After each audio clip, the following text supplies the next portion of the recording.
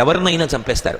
రాజ్యకాంక్ష చేసి రాజులు చంపుదురు అవని తరచు జీవితార్థులగుచు. వాళ్ళు బ్రతికుండాలి కాబట్టి ఇతరుల్ని మట్టు పెట్టడానికి వెనకాడరు.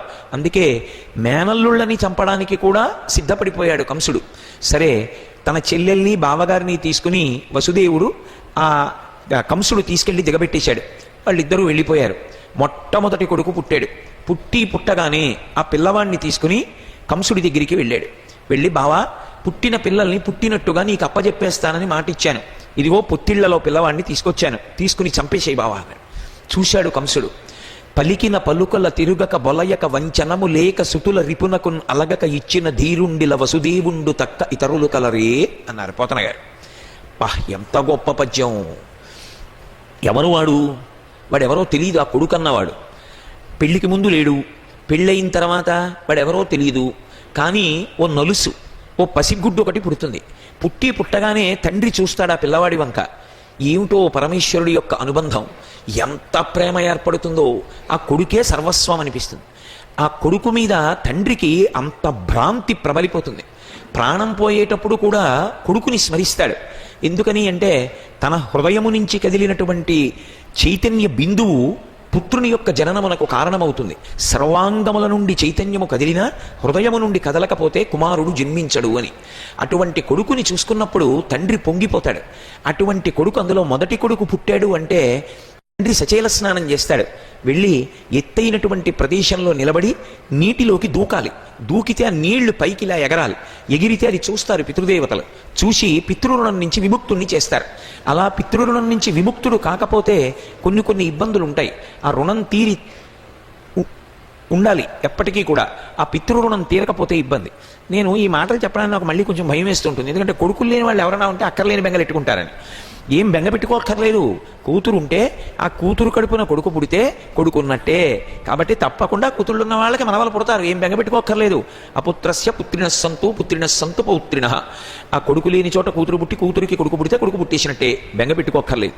కాబట్టి సచేల స్నానం చేస్తాడు తండ్రి. ఆ కొడుకు పట్ల అంత ప్రేమతో ఉంటాడు. అంత ప్రేమతో ఉండేటటువంటి తండ్రి పుట్టగానే పిల్లాన్ని తీసుకెళ్లి చంపేవయ్యా అని ఇచ్చేయాలంటే తండ్రి సంగతి అలా ఉంచండి. తల్లి ఎంత ఏడుస్తుంది దేవకీదేవి. నేను బతికుండడానికి. తల్లి లోకంలో ఎక్కడైనా ఏమంటుంది? నా ఆయుర్దాయం కూడా పోసుకుని నువ్వు బ్రతకరా నాన్న అంటుంది. అలాంటిది తాను బ్రతకడానికి పిల్లాన్ని చంపడానికి ఇచ్చేస్తోంది అనుకోండి, ఆ తల్లి మనసు ఎలా ఉంటుంది? అందులో దేవకీదేవి లాంటిది. ఎంత బాధపడ్డారు. అయినా మాట మాటే. అందుకే పోతనగారు అంత పెద్ద మాట అన్నారు. పలికిన పలుకుల తిరుగక బొలయక వంచనము లేక సుతుల రిపునకున్ అలగక ఇచ్చిన ధీరుండు ఇలా వసుదేవుండు తక్క ఇతరులు కలరే. అలా ఇవ్వడం మాట తప్పకుండా వసుదేవుడికి తప్ప ఇతరులకు సాధ్యమా? పట్టుకెళ్ళి ఇచ్చేశాడు కొడుకుని. చూశాడు కంసుడు. అప్పటికప్పుడు మనసు మారిపోతుంటుంది, అప్పటికప్పుడు మళ్ళీ కోపం వచ్చేస్తుంటుంది. చూసి అన్నాడు, బావా, 8వ గర్భంలో పుట్టేటటువంటి పిల్లవాడి చేతిలో మరణిస్తానని కదా శరీరవాణ్ణి పలికింది. ఈ డింబకుణ్ణి చంపడం ఎందుకు? 8వ వాడిని చంపుతాను. వీడిని వద్దులే, తీసుకెళ్ళి పోపించుకో అన్నాడు. వసుదేవుడు పొంగిపోలేదు. ఎందుకనంటే మళ్ళీ ఎప్పటికీ ఎలా మనసు మారుతుందో ఎవరికి తెలుసు. ఇంటికి వెళ్ళిపోయాడు. 1, 2, 3, 4, 5, 6 పిల్లలు పుట్టారు. మీరు ఒక్కటి ఆలోచించండి. 6వ కొడుకు పుట్టాడు అంటే మొదటి కొడుకుతో అనుబంధం ఎన్నేళ్ళు వచ్చింది ఇప్పటికే? అంటే వాడికి 12 ఏళ్ళో 13 ఏళ్ళో వచ్చేసి ఉంటాయి.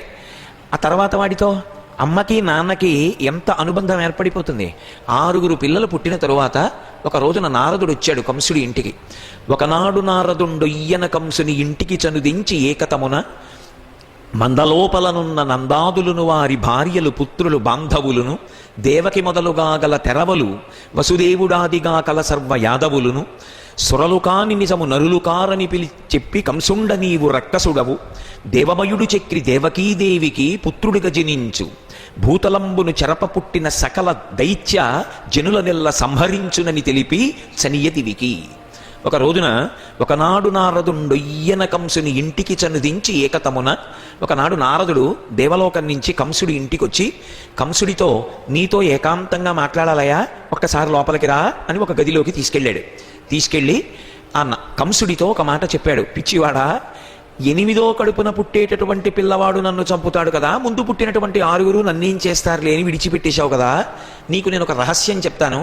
మందలోపలనున్న నందాదులను, వారి భార్యలు, పుత్రులు, బాంధవులను, దేవకి మొదలుగా గల తెరవలు, వసుదేవుడాదిగా గల సర్వ యాదవులను, ఆ మందలో ఆవులు, దూడలు, నందవ్రజంలో ఉన్నటువంటి నందమహారాజు, ఆయన భార్య యశోద, ఇక్కడ దేవకీదేవి, వసుదేవుడు, వీళ్ళందరెవరో తెలుసా?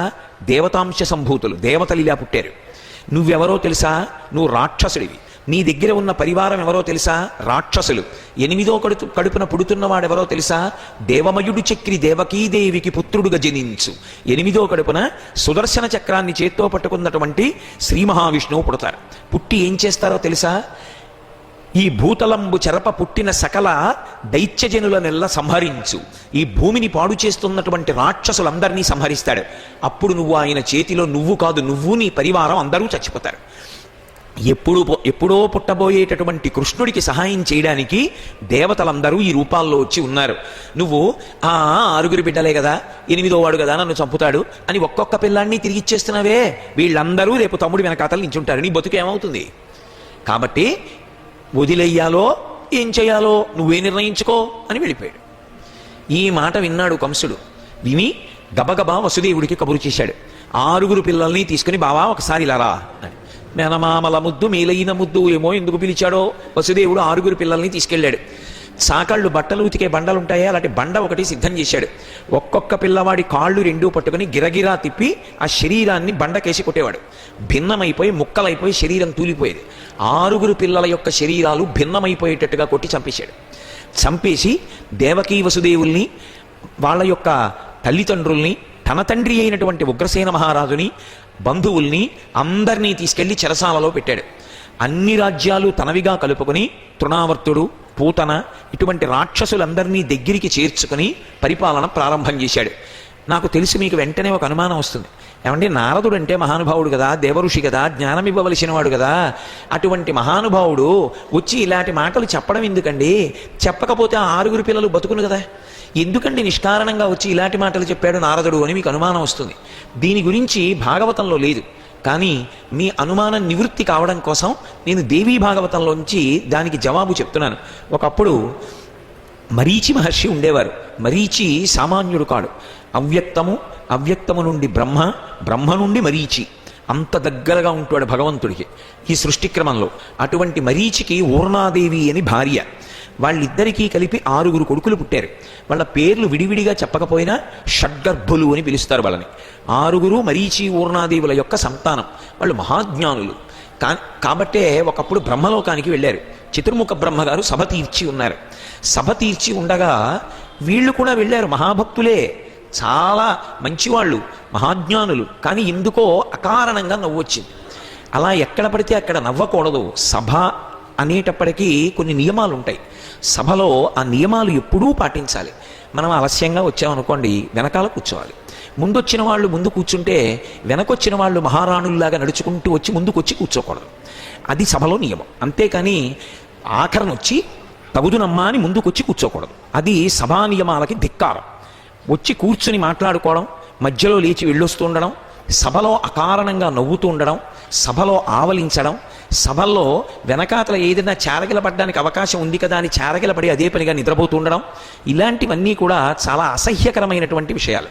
అటువంటి వారు సభలలోకి ప్రవేశించకూడదు. సభాప్రవేశానికి అర్హత ఉంటుంది. ఆ అర్హత లేని వాళ్ళని సభలోకి రానివ్వరు. ఒకవేళ వచ్చి అలా కూర్చుంటే వాళ్ళు శిక్షార్హులు. అందుకే బ్రహ్మగారి సభలోకి వెళ్ళి కారణం లేని నవ్వు నవ్వారు షడ్గర్భులు. వెంటనే చతుర్ముఖ బ్రహ్మగారు అన్నారు, నిష్కారణంగా నవ్వారు కాబట్టి మీరు 6 రాక్షస యోనిలో జన్మించండి. 6 వచ్చి కాలనేమికి పుత్రులయ్యారు. కాలనేమికి పుత్రులై కొంతకాలం రాక్షసులుగా ఉండి శరీరం విడిచిపెట్టి హిరణ్యకశిపుడికి కొడుకులయ్యారు. హిరణ్యకశిపుడికి కొడుకులై హిరణ్యకశిపుని కన్నా ముందు బ్రహ్మగారి గురించి తపస్సు చేసి విశేషమైనటువంటి వరాలు పొందారు. పొంది ఇంటికొచ్చారు. పొంది ఇంటికొచ్చిన తరువాత హిరణ్యకశిపుడు చూశాడు, నాన్నగారు మేము అనేక వరాలు పొందామండి, ఇప్పుడు మేము విశేషమైనటువంటి బలసంపన్నులం అన్నారు. హిరణ్యకశిపుడు కొడుకైనా సరే వృద్ధిలోకి వస్తే అంగీకరించలేడు. అన్నీ తనవిగా అనుభవించాలంతే. నాకన్నా ముందు తపస్సు చేసి నాకన్నా గొప్పవాళ్ళు అవుతారా? మీకు శపిస్తున్నాను. మీకు మీ బలం ఎందుకూ పనికి రాకుండా పోవాలి అంటే మీరు అలా నిద్రపోతూ ఉండిపోండి, నిద్రలోనే మరణించండి. కాబట్టి 6 నిద్రపోయి నిద్రలో మరణించాలి. ఇంకొక శాపం ఇచ్చాడు, మీరు వచ్చే జన్మలో పూర్వం మీరు ఏ తండ్రి కడుపున జన్మించారో ఆ తండ్రి చేతిలో మళ్ళీ మరణించండి అని శాపం ఇచ్చాడు. అక్కడతో బ్రహ్మగారు ఇచ్చినటువంటి శాపం పోతుంది. కాబట్టి ఇప్పుడు వాళ్ళు హిరణ్యకశిపుని కడుపున పుట్టి నిద్రించి మరణించి దేవకీదేవికి వసుదేవుడికి కొడుకులుగా వచ్చారు. ఎందుకని మరీచి ఆ ఊర్ణనాభి యొక్క కుమారులు, ఆ ఊర్ణాదేవుల యొక్క కుమారులు కనుక ఇప్పుడు దేవకీ వసుదేవుల కడుపున 6 పుట్టారు. ఇప్పుడు ఈ 6 శరీరం వదిలిపెట్టేస్తే మళ్ళీ వాళ్ళు యథాస్థితికి వెళ్ళిపోతారు తప్ప వాళ్ళు ఇక్కడ దీర్ఘాయుష్మంతులై ఉండకూడదు. వాళ్ళకి శాప విమోచనం అయిపోవాలి, వాళ్ళు వెళ్ళిపోవాలి. పైగా కంసుడు ఎంత పాపం చేస్తే అంత త్వరగా కృష్ణావతారం వస్తుంది. అలా వస్తే తప్ప, రాక్షస సంహారం జరిగితే తప్ప భూమి మీద ధర్మం నిలబడ్డం కష్టం. అందుకని నారదుడు వచ్చి కంసుడికి ప్రబోధం చేశాడు. ఇప్పుడు 6 పిల్లల్ని చంపాడు, వాళ్ళు షడ్గర్భులు. అందుకని వాళ్ళు 6 మళ్ళీ మరీచి పూర్ణాదేవి యొక్క సంతానంగా మళ్ళీ మహాజ్ఞానులై వెళ్ళిపోయారు వెనక్కి. చేసిన దోషం అక్కడతో దిద్దుకున్నారు. సభాప్రవేశంలో వచ్చేటటువంటి దోషం, సభలో ఎలా ప్రవర్తించాలి అన్నది తెలియకపోతే వచ్చే దోషాలు అంతంత దూరం ఉంటాయి. తెలియక చేసిన దోషం పెద్ద విషయం కాదు, తెలుసుకున్న తర్వాత చేయకూడదు అని గ్రహించవలసి ఉంటుంది. కాబట్టి అటువంటి షడ్గర్భులు మరణించారు. మరణించిన తరువాత కంసుడు రాక్షసులందరినీ చుట్టూ పెట్టుకుని రాజ్య పరిపాలన చేస్తున్నాడు. వైకుంఠంలో శ్రీమన్నారాయణుడు యోగమాయని పిలిచాడు. పిలిచి, యోగమాయ అంటే ఎవరో కాదు, అమ్మవారే మాయాస్వరూపిణి. అందుకే శంకరాచార్యుల వారు సౌందర్యలహరిలో ఒక్క మాటలో చెప్తారు అమ్మవారంటే ఎవరు అని. మహామాయా విశ్వం భ్రమయసి పరబ్రహ్మ మహిషి అన్నారు. ఆవిడ మహామాయాస్వరూపిణి. ఆవిడ ఎవరిని అనుగ్రహించాలనుకుంటుందో వాళ్ళని భక్తి వైపుకు తిప్పుతుంది. ఎవరు అసలు గుండెల్లో భక్తి లేని వాళ్ళో వాళ్ళకి ఇంద్రియ సుఖాలు బాగా అందిస్తుంది. ఆ ఇంద్రియ సుఖాలతో వాళ్ళు అనుభవించి దీపపు పురుగులు పడిపోయినట్టు పడిపోతారు. ఎవడు భక్తితో ఉండాలనుకున్నాడో అమ్మా అని పిలిస్తే చాలు వాణ్ణి ఇంద్రియ సుఖాల నుంచి బయటపడేసి మాయ దాటేటట్టుగా చేసి భగవంతుని యందు ఐక్యం చేస్తుంది. అంత గొప్ప తల్లి ఆవిడ. అందుకని ఆ యోగమాయా స్వరూపం అంటే పార్వతీదేవే. అందుకే మీకు శివ శివాని భార్యాభర్తలు, హంస హంసిని భార్యాభర్తలు, భవభవాని భార్యాభర్తలు, రుద్ర రుద్రాణి భార్యాభర్తలు, నారాయణ నారాయణి భార్యాభర్తలు కారు, అన్నా చెల్లెళ్ళు. ఎందుకనంటే నల్లగా నారాయణుడు ఉంటాడు, నల్లగా నారాయణి ఉంటుంది. నారాయణ అవతారాలు స్వీకరిస్తాడు, నారాయణి అవతారాలు స్వీకరిస్తుంది. నారాయణ ధర్మ సంస్థాపన, నారాయణి ధర్మ సంస్థాపన, నారాయణ శిష్టజన రక్షణ, నారాయణి శిష్టజన రక్షణ, ఇద్దరూ ఒకే కార్యాలు చేస్తారు. అందుకే యోగమాయని పిలిచాడు. 7వ గర్భంలో నా అంశలో ఆదిశేషుడు విడుతున్నాడు. ఆ ఆదిశేషుడు దేవకీదేవి యొక్క గర్భంలోకి ప్రవేశించిన తరువాత ఆ గర్భం నిష్ఫలం కాకూడదు. ఆమె గర్భంలోంచే బయటికి వస్తే కంసుడు ఆయన్ని చెనకే ప్రయత్నం చేస్తాడు. చెనకే ప్రయత్నం చేస్తే అసలు పరిపూర్ణావతారమైన కృష్ణావతారం వచ్చే అవకాశం ఏర్పడదు. ఈ లోపల ఏం జరుగుతుందో తెలియదు ఆదిశేషుడితో యుద్ధం వస్తే. అందుకే నువ్వు గర్భస్రావము చేసి సంకర్షణం చెయ్యాలి, ఎవ్వరికీ తెలియకూడదు. వసుదేవుని భార్యలందరూ కారాగారంలో ఉన్నారు. ఒక్క భార్య రోహిణీదేవి మాత్రం నందవ్రజంలో వసుదేవుని యొక్క అత్యంత ప్రియమైనటువంటి మిత్రుడు నందుడు ఉన్నాడు. నందుడి ఇంట్లో ఉంటోందామె.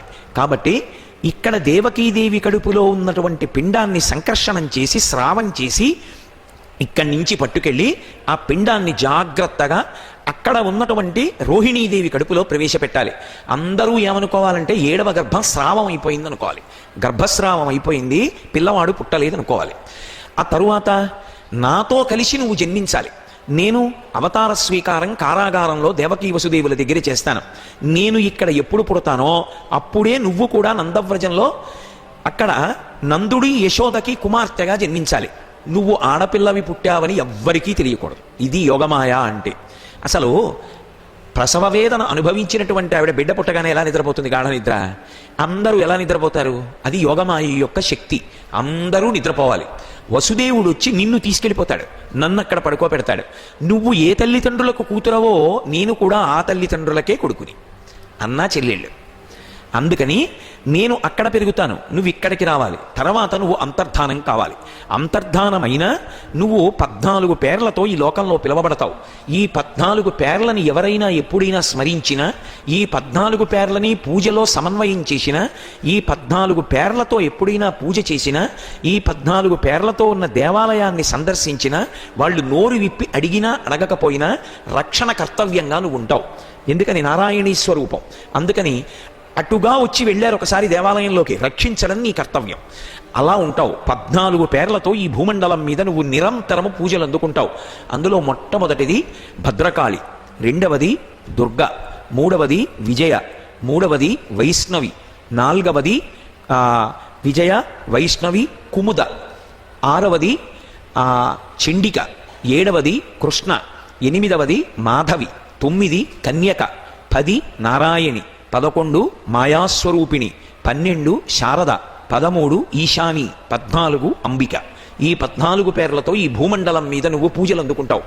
ఈ 14 పేర్లు ఒక్కసారి స్మరించిన, ఈ 14 పేర్లు ఒక్కసారి విన్నా, ఒక్కసారి నమస్కారం చేసిన ఆ జగన్మాతవై నువ్వు ఎప్పుడూ రక్షణ భారమును స్వీకరించి ఉంటావు. నిరంతరం ప్రజల చేత పూజలు అందుకుంటావు. కాబట్టి నువ్వు యోగమాయా స్వరూపంగా భూమండలానికి వెళ్ళమన్నారు. ఆ తల్లి వచ్చి 7వ గర్భంలో దేవకీదేవి కడుపులో ఉన్నటువంటి ఆదిశేషుని యొక్క తేజస్సుని స్రావం చేసింది. అంటే గర్భస్రావమైపోయి పిండం ఎదగకుండానే బయటికి వచ్చేసింది. ఆ పిండాన్ని బహుభద్రంగా తీసుకెళ్లి రోహిణీదేవి యొక్క కడుపులో ప్రవేశపెట్టింది. అక్కడ పుట్టాడైన ఆదిశేషుడు. అందుకే బలముమిగుల కలగ బలభద్రుడనిలో ఒక రమణుడగుట చేసి రాముడనియు సతికి పుట్టె గర్భ సంకర్షణంబున సంకర్షణుండనిడి ఘనుడు సుతుడు. ఆయనకి పేర్లు అలా రావడానికి కారణం అదే. బలముమిగుల కలుగ బలభద్రుడని ఆదిశేషుడు కాబట్టి విశేషమైనటువంటి బల సంపత్తి కలిగినటువంటి వాడు. బలముమిగుల కలగ బలభద్రుడని లోక రమణుడగుట చేసి రాముడనియు, లోకాలనన్నింటినీ రమింప చెయ్యగలిగినటువంటి వాడు కాబట్టి రాముడు అని పేరు. లోక రమణుడగుట చేసి రాముడనియు సతికి పుట్టె గర్భ సంకర్షణంబున, ఒక తల్లి కడుపులోంచి లాగబడి వేరొక తల్లి కడుపులోకి ప్రవేశపెట్టబడ్డాడు కాబట్టి సంకర్షణుడు అని పేరొచ్చింది. సతికి పుట్టె గర్భ సంకర్షణంబున రాముడనిడి వాడు ఘనుడు సుతుడు. ఆ పిల్లవాడికి బలరామ, సంకర్షణ, బల, రామ విడివిడిగా ఇన్ని పేర్లు వచ్చాయి. మహానుభావుడు నైమిషారణ్యం వచ్చాడు బలరాముడు కాబట్టి అంత గొప్పవాడు. అటువంటి బలరాముడు ఆదిశేషాంశలో 7వ గర్భంలో సంకర్షణమూర్తి అయి ఆవిర్భవించారు. ఇక 8వ గర్భం రూపుదాల్చాలి. అందులో నుంచి శ్రీమన్నారాయణుడు కృష్ణ పరమాత్మగా ఆవిర్భవించాలి.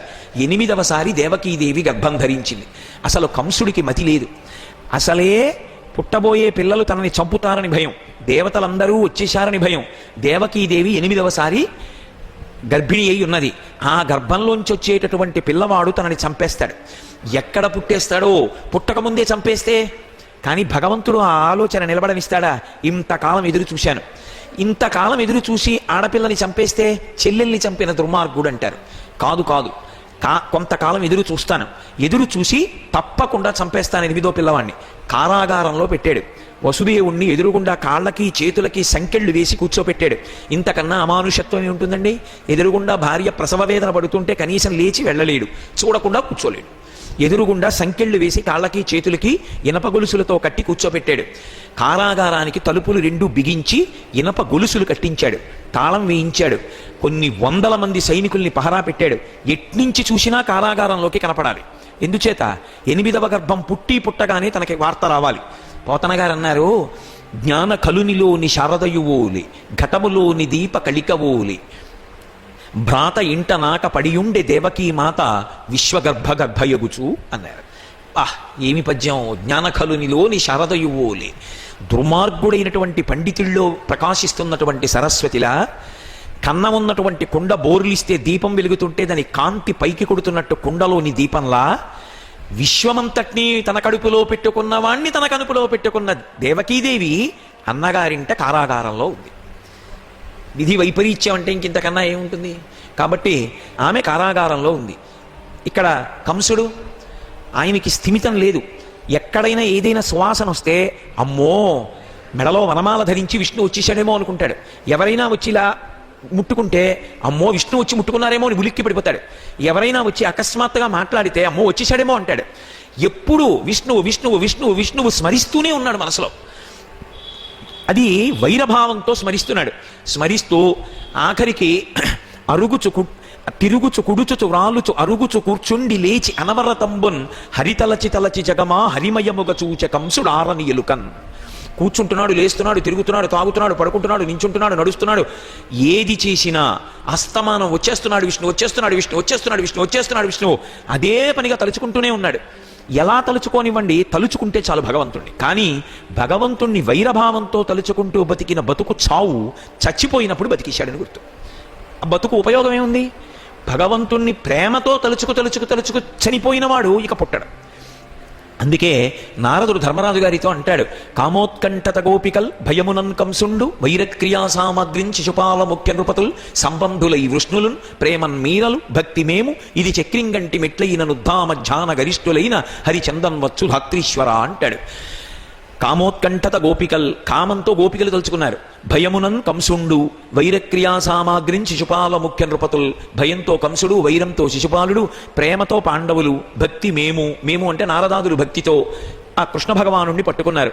ఎవరు ఏ భావంతో పట్టుకున్నా చిట్ట చివరికి ఆయన దగ్గరికే వెళ్ళిపోతారు. కానీ వైరభావంతో భగవంతుణ్ణి పట్టుకోవడం అనేటటువంటిది ఎప్పుడూ శ్రేయోదాయకం కాదు. కాబట్టి హరితలచి తలచి జగమా హరిమయముగ చూచ కంసుడారని ఎలుకన్. రామాయణంలో మారీచుడు కనబడతాడు ఇలాగా, మళ్ళీ భాగవతంలో కంసుడు కనబడతాడు. అస్తమానం ఈ లోకమంతా హరిస్వరూపంగా కనపడుతోంది. అది భక్తితో జ్ఞానంతో కనపడితే ఎంత తరించిపోనో. భయంతో వచ్చేస్తాడు విష్ణు, వచ్చేస్తాడు విష్ణు, వచ్చేస్తాడు విష్ణు, వచ్చేస్తాడు. ఎంత భయపడిపోతున్నాడో, వణికిపోతున్నాడు. ఆ దేవకీదేవి మెల్లిమెల్లిగా నెలలు నిండుతున్నాయి. నెలలు నిండుతుంటే ఈ సమస్త బ్రహ్మాండ స్వరూపుడు కదు శ్రీ మహావిష్ణువు, బ్రహ్మాండం అంతా కడుపులో ఉన్నటువంటి విష్ణువుని సేవించాలనుకుందిట, పరిపూర్ణావతారంగా విడుతున్నారని. అందుకని పృథివీ ఆపస్తేజో వాయుర్ ఆకాశములు దేవకీదేవి గర్భంలోకి వెళ్ళి విష్ణువుని సేవిస్తున్నాయా అన్నట్లుగా ఆమె యందు వింత పోకడలు బయలుదేరాయి. మొట్టమొదట ఈ పృథివీ లోపల ఉన్న విష్ణువుని సేవిస్తోందా అన్నట్టుగా ఆమెకి మట్టి తినాలన్న కోరిక పుట్టిందిట. నెలలు నిండుతున్న వాళ్ళకి ఇదో కొద్దిగా మట్టి తినాలని ఓ కోరిక పుడుతుంటుంది. అందుకే సాధారణంగా జీళ్లు తినాలని కోరుకుంటుంటారు. జీడిలో కొంత మట్టి ఉంటుంది. జీడి కనపడితే ఒక్క జీడి తెచ్చి పెడతారు అంటుంటారు. అది ఏమిటో మరి ఎందుకో పరమేశ్వరుడు అలా పెట్టాడు. అందుకని మట్టి తినాలని కోరిక పుట్టిందిట. నీళ్లు ఎక్కువ పుచ్చుకొని లోపలికి వెళ్ళి సేవించి చెమట రూపంలో బయటకు వస్తున్నాయిట దేవకీదేవిలోంచి. కడుపుతో ఉన్న వాళ్ళకి చెమట పట్టదు మరి భారానికి. నేను చెమట ఎలా ఉంది అంటే బ్రహ్మాండంలో ఉన్న నీళ్లు లోపలికి వెళ్ళి కృష్ణుణ్ణి సేవించి పైకొస్తున్నాయా అన్నట్టుగా ఉన్నాయిట. తేజో, మామూలుగా దేవకీదేవి ఎంత అందంగా ఉంటుందో కడుపుతో ఉన్న దేవకీదేవి ద్విగుణీకృతమైన అందం. అందులో కృష్ణ పరమాత్మని కడుపులో మోస్తున్న దేవకీదేవి మరింత అందం. అంత అందం ఎక్కడి నుంచి వచ్చిందంటే అగ్నిహోత్రుడు లోపలికి వెళ్ళి సేవించి పైకొస్తున్నాడు. వస్తుంటే ఆవిడ మరింత కాంతి సంతరించుకుందిట. నిజంగా కూడా అందుకే సీమంతోన్నయనం చేస్తారు. ఆడదానికి కడుపుతో ఉంటే కనురాపు, విపరీతమైనటువంటి కనురాపు. ఆ కనురాపు పోగొట్టగలిగిన వాడు ఎవరు అంటే భర్త ఒక్కడే. అందుకే ఆ భర్త వచ్చి ముళ్ళపంది యొక్క ముళ్ళు తీసుకొచ్చి పాపట తీస్తాడు. పాపట సీమాంతము అంటే ఇక్కడ బ్రహ్మరంధ్రం ఉంటుంది, దాన్ని ముట్టుకోకూడదు. పాపట అక్కడ వరకే తీస్తారు తప్ప అది దాటి తీయకూడదు, అక్కడతో ఆపుతారు. సీమంతో అంటే ఆ చివరి వరకు పాపట తీసి, ఉన్నయనము అంటే ఎత్తి కట్టుట, జుత్తు ఎత్తి కడతాడు. కట్టి గణపతి పూజ చేస్తాడు. చేసి మేడి ఆకులతో దండ కట్టి కడుపుకి దండ కడతాడు. కడితే ఏమవుతుందంటే ఆమె సుఖప్రసవం అయ్యే పర్యంతము ఆ గర్భమునకు రక్ష. అలా ఆడపిల్ల కడుపుతో ఉన్నప్పుడు సూడిద అంటారు. సూడిద అంటే కానుక. ఎవరివ్వాలి సూడిద? మొట్టమొదట సూడిద ఎవరివ్వాలంటే ఆడపిల్లకి మామగారు ఇవ్వాలి. ఎందుకు ఇవ్వాలి? ఎక్కడ పుట్టిన పిల్లో, ఎవరింట్లో పుట్టిన పిల్లో, ఎంత ప్రేమతో వాళ్ళు పెంచుకున్నారో, ఆ తల్లిదండ్రులకు ఎంత ప్రాణమో. నా ఇంటికి కోడలుగా వచ్చింది, నా కొడుకుని సేవించింది, నా కొడుకు యొక్క తేజస్సు భరించింది. రేపు జనన మరణ సమస్యతో పిల్లల్ని కంటుంది. ఆ కన్న పిల్లలు నన్ను తాతని చేస్తారు. నేను నా తర్వాతి తరాన్ని చూస్తాను. వాడు నన్ను తాత అని పిలుస్తాడు. నా వంశాంకురాన్ని నాకు అందిస్తోంది. అటువంటి నా కోడలికి నేనేమి ఇవ్వగలను అని సూడిద ప్రేమ మీర మామగారు ఆశీర్వచనం చేసి పరమ ప్రేమతో మొదటి కానుకిస్తాడు. అందుకని సూడిద ఇచ్చిన ఇచ్చుగాక. మొట్టమొదట మామగారు ఇవ్వాలి. ఇచ్చిన తరువాత మిగిలిన వాళ్ళు ఏదో ఇస్తే ఇస్తారు, దాని విషయం నాకు పెద్ద పట్టింపు లేదు.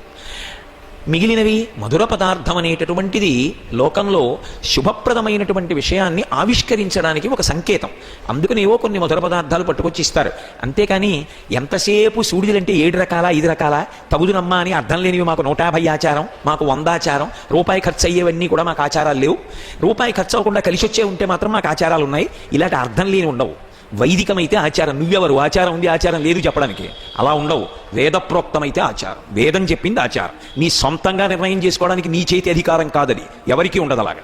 కాబట్టి అంత పరమ పవిత్రమైనటువంటి క్రతువులు ఆ క్రతువులన్నీ కూడా. అందుకే ఆమె కడుపులోకి వెళ్ళి అగ్నిహోత్రుడు సేవిస్తున్నాడా అన్నట్టుగా దేవకీదేవి యందు కాంతి సంతరించుకుంది. పృథివీ ఆపస్తేజో వాయువు లోపలికెళ్ళి సేవించి పైకొస్తోందా అన్నట్టుగా ఆమెకి నిట్టూర్పులు ఎక్కువయ్యాయి. నిట్టూర్పు అంటే భారంగా ఊపిరి విడిచిపెట్టడం. సహజంగా కడుపు భారంగా ఉండి నిట్టూర్పులు విడిచిపెడుతూ ఉంటారు. అబ్బో తండ్రికి ఎంత ముచ్చటగా ఉంటుందో, తన కూతురు తన కడుపున పుట్టిన పిల్ల పెద్దదై ఆ నిట్టూర్పులతో వచ్చి ఆ కుర్చీలో కూర్చుంటుంటే అమ్మ జాగ్రత్త అని ఎంత పొంగిపోతాడో తండ్రే. కాబట్టి నిట్టూర్పుల రూపంలో ఆ ఊపిరి పైకొస్తోందిట, గాలి సేవిస్తోంది. అలాగే ఆకాశము సేవిస్తోందా అన్నట్టుగా దేవకీదేవికి నడుము విశాలమైందిట. ఇంతమంది పంచభూతములు శ్రీ మహావిష్ణువుని సేవిస్తుంటే చతుర్ముఖ బ్రహ్మగారు మొదలైనటువంటి దేవతలందరూ సూక్ష్మ రూపాలతో దేవకీదేవి కడుపులోకి వెళ్ళారు. వెళ్ళి గర్భాంతర్గతమై ఉన్నటువంటి శ్రీ మహావిష్ణువుని సేవించారు. సేవించి మహానుభావ శ్రీమన్నారాయణ, నువ్వు ఏ వికారములు లేనివాడవు, శాశ్వతుడవు, నిత్యుడవు, నిరంజనుడవు, అటువంటి వాడివి ఇవాళ వికారం ఉన్నవాడిలా వికారమునకు నీ అంతట నువ్వు వశుడవుతున్నావు. అమ్మ కడుపులోకి ప్రవేశించావు, అమ్మ కడుపులోంచి పైకొస్తానంటున్నావు. నువ్వు ఎక్కడ ఉన్నా పూర్ణమైనటువంటి జ్ఞానము కలిగినటువంటి వాడివి, ఈ లోకములను నడిపించగలిగినటువంటి సమర్థత కలిగినటువంటి వాడివి. అటువంటి వాడివి తండ్రి అవతల రాక్షస సంహారం చేసి లోకంలో ధర్మాన్ని నిలబెట్టడానికి పరిపూర్ణావతార స్వీకారం చెయ్యబోతున్నావు. నీకు ఇవే మా ప్రణతులు. నీవు సృష్టించినటువంటి ఈ జగత్తు అసాధారణమైనటువంటి రీతిలో ఉంటుంది. సంసారమే ఒక పెద్ద వృక్షము. ఆ సంసారము అనబడేటటువంటి వృక్షమును ఆసరా చేసుకుని జీవుడు ఉంటాడు. ఆ ఒక్క జీవుడికి 2 ఫలాలు, అవి 2 సుఖదుఖములు. దీనికి 3 ఉంటాయి, సత్వ రజస్తమో గుణాలు. అలాగే ధర్మార్థ కామమోక్షములనేటటువంటి 4, శబ్ద స్పర్శ రస రూప గంధములనేటటువంటి 5, పంచ జ్ఞానేంద్రియములు మనస్సు అనబడేటటువంటి 6, చర్మము రక్తము మాంసము కొవ్వు అస్థి శుక్ల మేధ అనబడేటటువంటి 7 పట్టలు. దీనికి 2 కాళ్ళు 2 చేతులు 4, 5 తల 6 కడుపు 7 హృదయము 8 ఆ ఉరువులు అనబడేటటువంటి 8 అవయవములతో ఉంటుంది. దీనికి 9 రంధ్రములు 9 తొర్రలతో ఉంటుంది. 2 కళ్ళు రంధ్రాలు 2 ముక్కు రంధ్రాలు 2 చెవి రంధ్రాలు 6, నోరు 7, మలద్వారం 8, మూత్రద్వారము 9 రంధ్రములు. దీనిలో 10 వాయువులు ఉంటాయి. ప్రాణ అపాన వ్యాన ఉదాన సమాన నాగ కూర్మ కృకర ధనంజయ దేవదత్తములు. ఈ 10 వాయువులు 9 రంధ్రములలోంచి బయటికి వెళ్ళిపోకుండా నీ శాసనమయ్యే పర్యంతము అలాగే ఉంటాయి. ఈశ్వరా, ఇది నీ యొక్క కారుణ్యం, ఇది నీ యొక్క నిర్వహణ. అలా జీవులందరినీ నడిపిస్తూ ఉంటావు. ఒక చెట్టుకి కొమ్మలు రెమ్మలు పట్టలు ఆకులు పళ్ళు ఎలా ఉంటాయో ఈ శరీరము అనబడేటటువంటి దానికి ఇవన్నీ అలా అమరి ఉంటాయి. వీటిని నిర్వహించి ఎవరు భక్తితో జీవనాన్ని చేస్తారో అటువంటి భక్తి తత్పరుడైనటువంటి వాడికి భక్తితో చేసినటువంటి కర్మాచరణము వలన ఏ ప్రయోజనాన్ని పుణ్యరూపంగా ఆశించినటువంటి వాడికి చిత్తశుద్ధినిచ్చి ఆ చిత్తశుద్ధి చేత పాత్రత కల్పించి పాత్రతని యోగ్యతగా భావించి జ్ఞానాన్ని కటాక్షించి ఆ జ్ఞానము వలన మళ్ళీ పుట్టవలసిన అవసరం లేని మోక్షస్థితిని అనుగ్రహిస్తూ ఉంటావు. ఇన్నిటిని నిర్వహించగలిగినటువంటి నిర్వికారుడమైనటువంటి ఓ పరమాత్మ, నీకివే మా వందనములు. నువ్వు తొందరగా అమ్మ కడుపులోంచి పైకొచ్చి అవతార స్వీకారం చేసి ధర్మ సంస్థాపన చెయ్యాలి అని మేమందరం కోరుకుంటున్నామని దేవతలు ప్రార్థన చేసి వెళ్ళిపోయారు. అది శ్రావణ మాసంలో కృష్ణపక్షంలో అష్టమి అర్ధరాత్రి వేళ రోహిణీ నక్షత్రం ప్రకాశిస్తోంది. ఆశ్చర్యం ఏమిటంటే నేను అలా ఉంటుంది అని నేనేం సంకల్పం చేయలేదు. ఇక్కడికి వచ్చిన తరువాత నాన్న కృష్ణ కథలకి ఎక్కువ అవకాశం ఇవ్వయా అన్నారు మాతాజీ. ఆవిడ కోరిక మేరకి 3 రోజులు దశమస్కంధానికి ఇచ్చేశాను. ఇవ్వడంలో ఇవాళ కృష్ణావతారం వస్తోంది. నేను పొద్దున్న సంధ్యావందనం చేసుకుంటూ పంచాంగం చూస్తే ఇవాళ రోహిణీ నక్షత్రం పూర్తిగా ఉంది. రోహిణీ నక్షత్రం పూర్తిగా ఉండగా చీకటి పడుతుండగా కృష్ణావతార ఆవిర్భావ ఘట్టం వచ్చింది. అంటే నైమిషారణ్యంలో మనందరినీ పరమేశ్వరుడు పరిపూర్ణంగా అనుగ్రహించాడు అనడానికి ఇంతకన్నా తార్కాణం ఏముంటుంది. కాబట్టి శ్రావణ మాసంలో పుట్టాడు. ఎందుకు పుట్టాలి శ్రావణ మాసంలో అంటే శ్రావణ మాసం వర్ష ఋతువు. వర్ష ఋతువు అయినటువంటి కారణం చేత నల్ల మబ్బులు కిందకి దిగిపోతాయి. కిందకి దిగిపోతే చీకటి, అసలే చీకటి. అందున బహుళపక్షం, బహుళపక్షంలో మధ్యతిథి, మధ్యతిథి కాబట్టి చీకటి ఎక్కువ. అందున అర్ధరాత్రి, విశేషమైనటువంటి చీకటి. అది అన్వయం చేసి చూస్తే పితృదేవతలకు దేవతలకు, దేవతలకు దక్షిణాయనం రాత్రి, ఉత్తరాయణం పగలం. దక్షిణాయనం రాత్రి అయితే ఎప్పుడు మొదలవుతుంది? ఇంచుమించుగా ఆషాఢమాసంలో మొదలవుతుంది. ఆషాఢమాసంలో మొదలైంది కాబట్టి శ్రావణ మాసం దగ్గరికి వచ్చేటప్పటికి బాగా మిక్కుటంగా ఉంటుంది ఆ చీకటి. చీకటి బాగా పడిన తరువాత పితృదేవతలకు చీకటి. ఎందుకని? బహుళపక్షం కాబట్టి.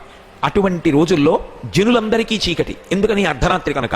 కారాగారంలో అందరినీ బంధనముల నుండి విముక్తుల్ని చెయ్యగలిగిన వాడు బంధనమునకు కేంద్రమైనటువంటి కారాగారంలో కటిక చీకట్లో అర్ధరాత్రి వేళ దేవకీదేవి కడుపున ఆవిర్భవించాడు. జలధర దేహు నాజాను చతుర్బాహు సరసీరుహాక్షు విశాలవక్షు జారుగదా శంఖ చక్ర పద్మ విలాసు కంఠ కౌస్తుభమణి కాంతిభాసు కమనీయ కటిసూత్ర కంకణ కేయూర శ్రీవత్సలంచనంచిత విహారు మరుకుండల ప్రభాయుత కుంతలలాటు వైఢూర్య మణిగణ వరకిరీటు బాలు పూర్ణిందు రుచిజాలు భక్త లోకపాలు సుగుణాల వాలు కృపా విశాలు చూచి తిలకించి పులకించి చోద్యమంది ఉబ్బి చెలరేగి వసుదేవుడు ఉత్సహించే అన్నారు పోతన గారు. నైమిషారణ్యం, నైమిషారణ్యంలో భాగవతం, భాగవతంలో ఆయువు పట్టు దశమస్కంధం, దశమస్కంధానికంతటికి గుండెకై శ్రీకృష్ణమూర్తి యొక్క అవతార ఘట్టం. ఆయన ఆవిర్భవించాడు అన్న మాట చెప్పగానే ఒక్కసారి కృష్ణ పరమాత్మకి నీరాజనం ఇచ్చి తర్వాత మనం కథాశ్రవణం చెయ్యాలి. అయ్యా వచ్చి ఒక్కసారి నీరాజనం ఇవ్వండి.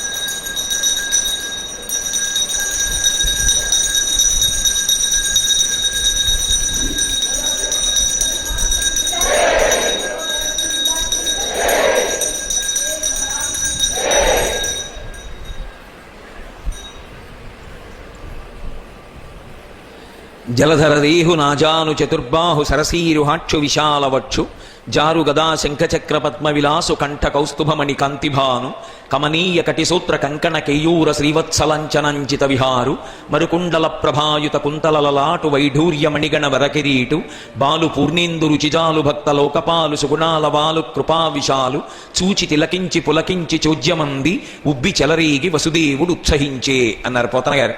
మహానుభావుడు పరిపూర్ణావతారంగా ఆవిర్భవించినప్పుడు జలధరదేహు, నీటితో నిండినటువంటి నల్లటి మబ్బు ఎలా ఉంటుందో అటువంటి రూపంతో జలధరదేహు నాజాను చతుర్బాహు, ఆజానుబాహువులైనటువంటి 4 భుజములతో శంఖచక్ర గదా పద్మములను పట్టుకున్నవాడై పుండరీకాక్షుడై శ్రీవత్సమనేటటువంటి పుట్టుమచ్చతోటి కౌస్తుభమనేటటువంటి ఆ మణి ప్రకాశిస్తుండగా మెడలో వనమాల వేసుకుని శంఖచక్ర గదా పద్మములను పట్టుకున్నవాడై ఆ దివ్యమైనటువంటి అందెలతోటి మెడలో అనేకమైనటువంటి హారములతో చేతులకు వేసుకున్నటువంటి కంకణములతో ఆ మొలకి పెట్టుకున్నటువంటి బంగారు మొలత్రాటితో మహానుభావుడు కోటి సూర్యుల పగిది వెలిగిపోతూ దేవకీ వసుదేవులకి దర్శనమిచ్చాడు.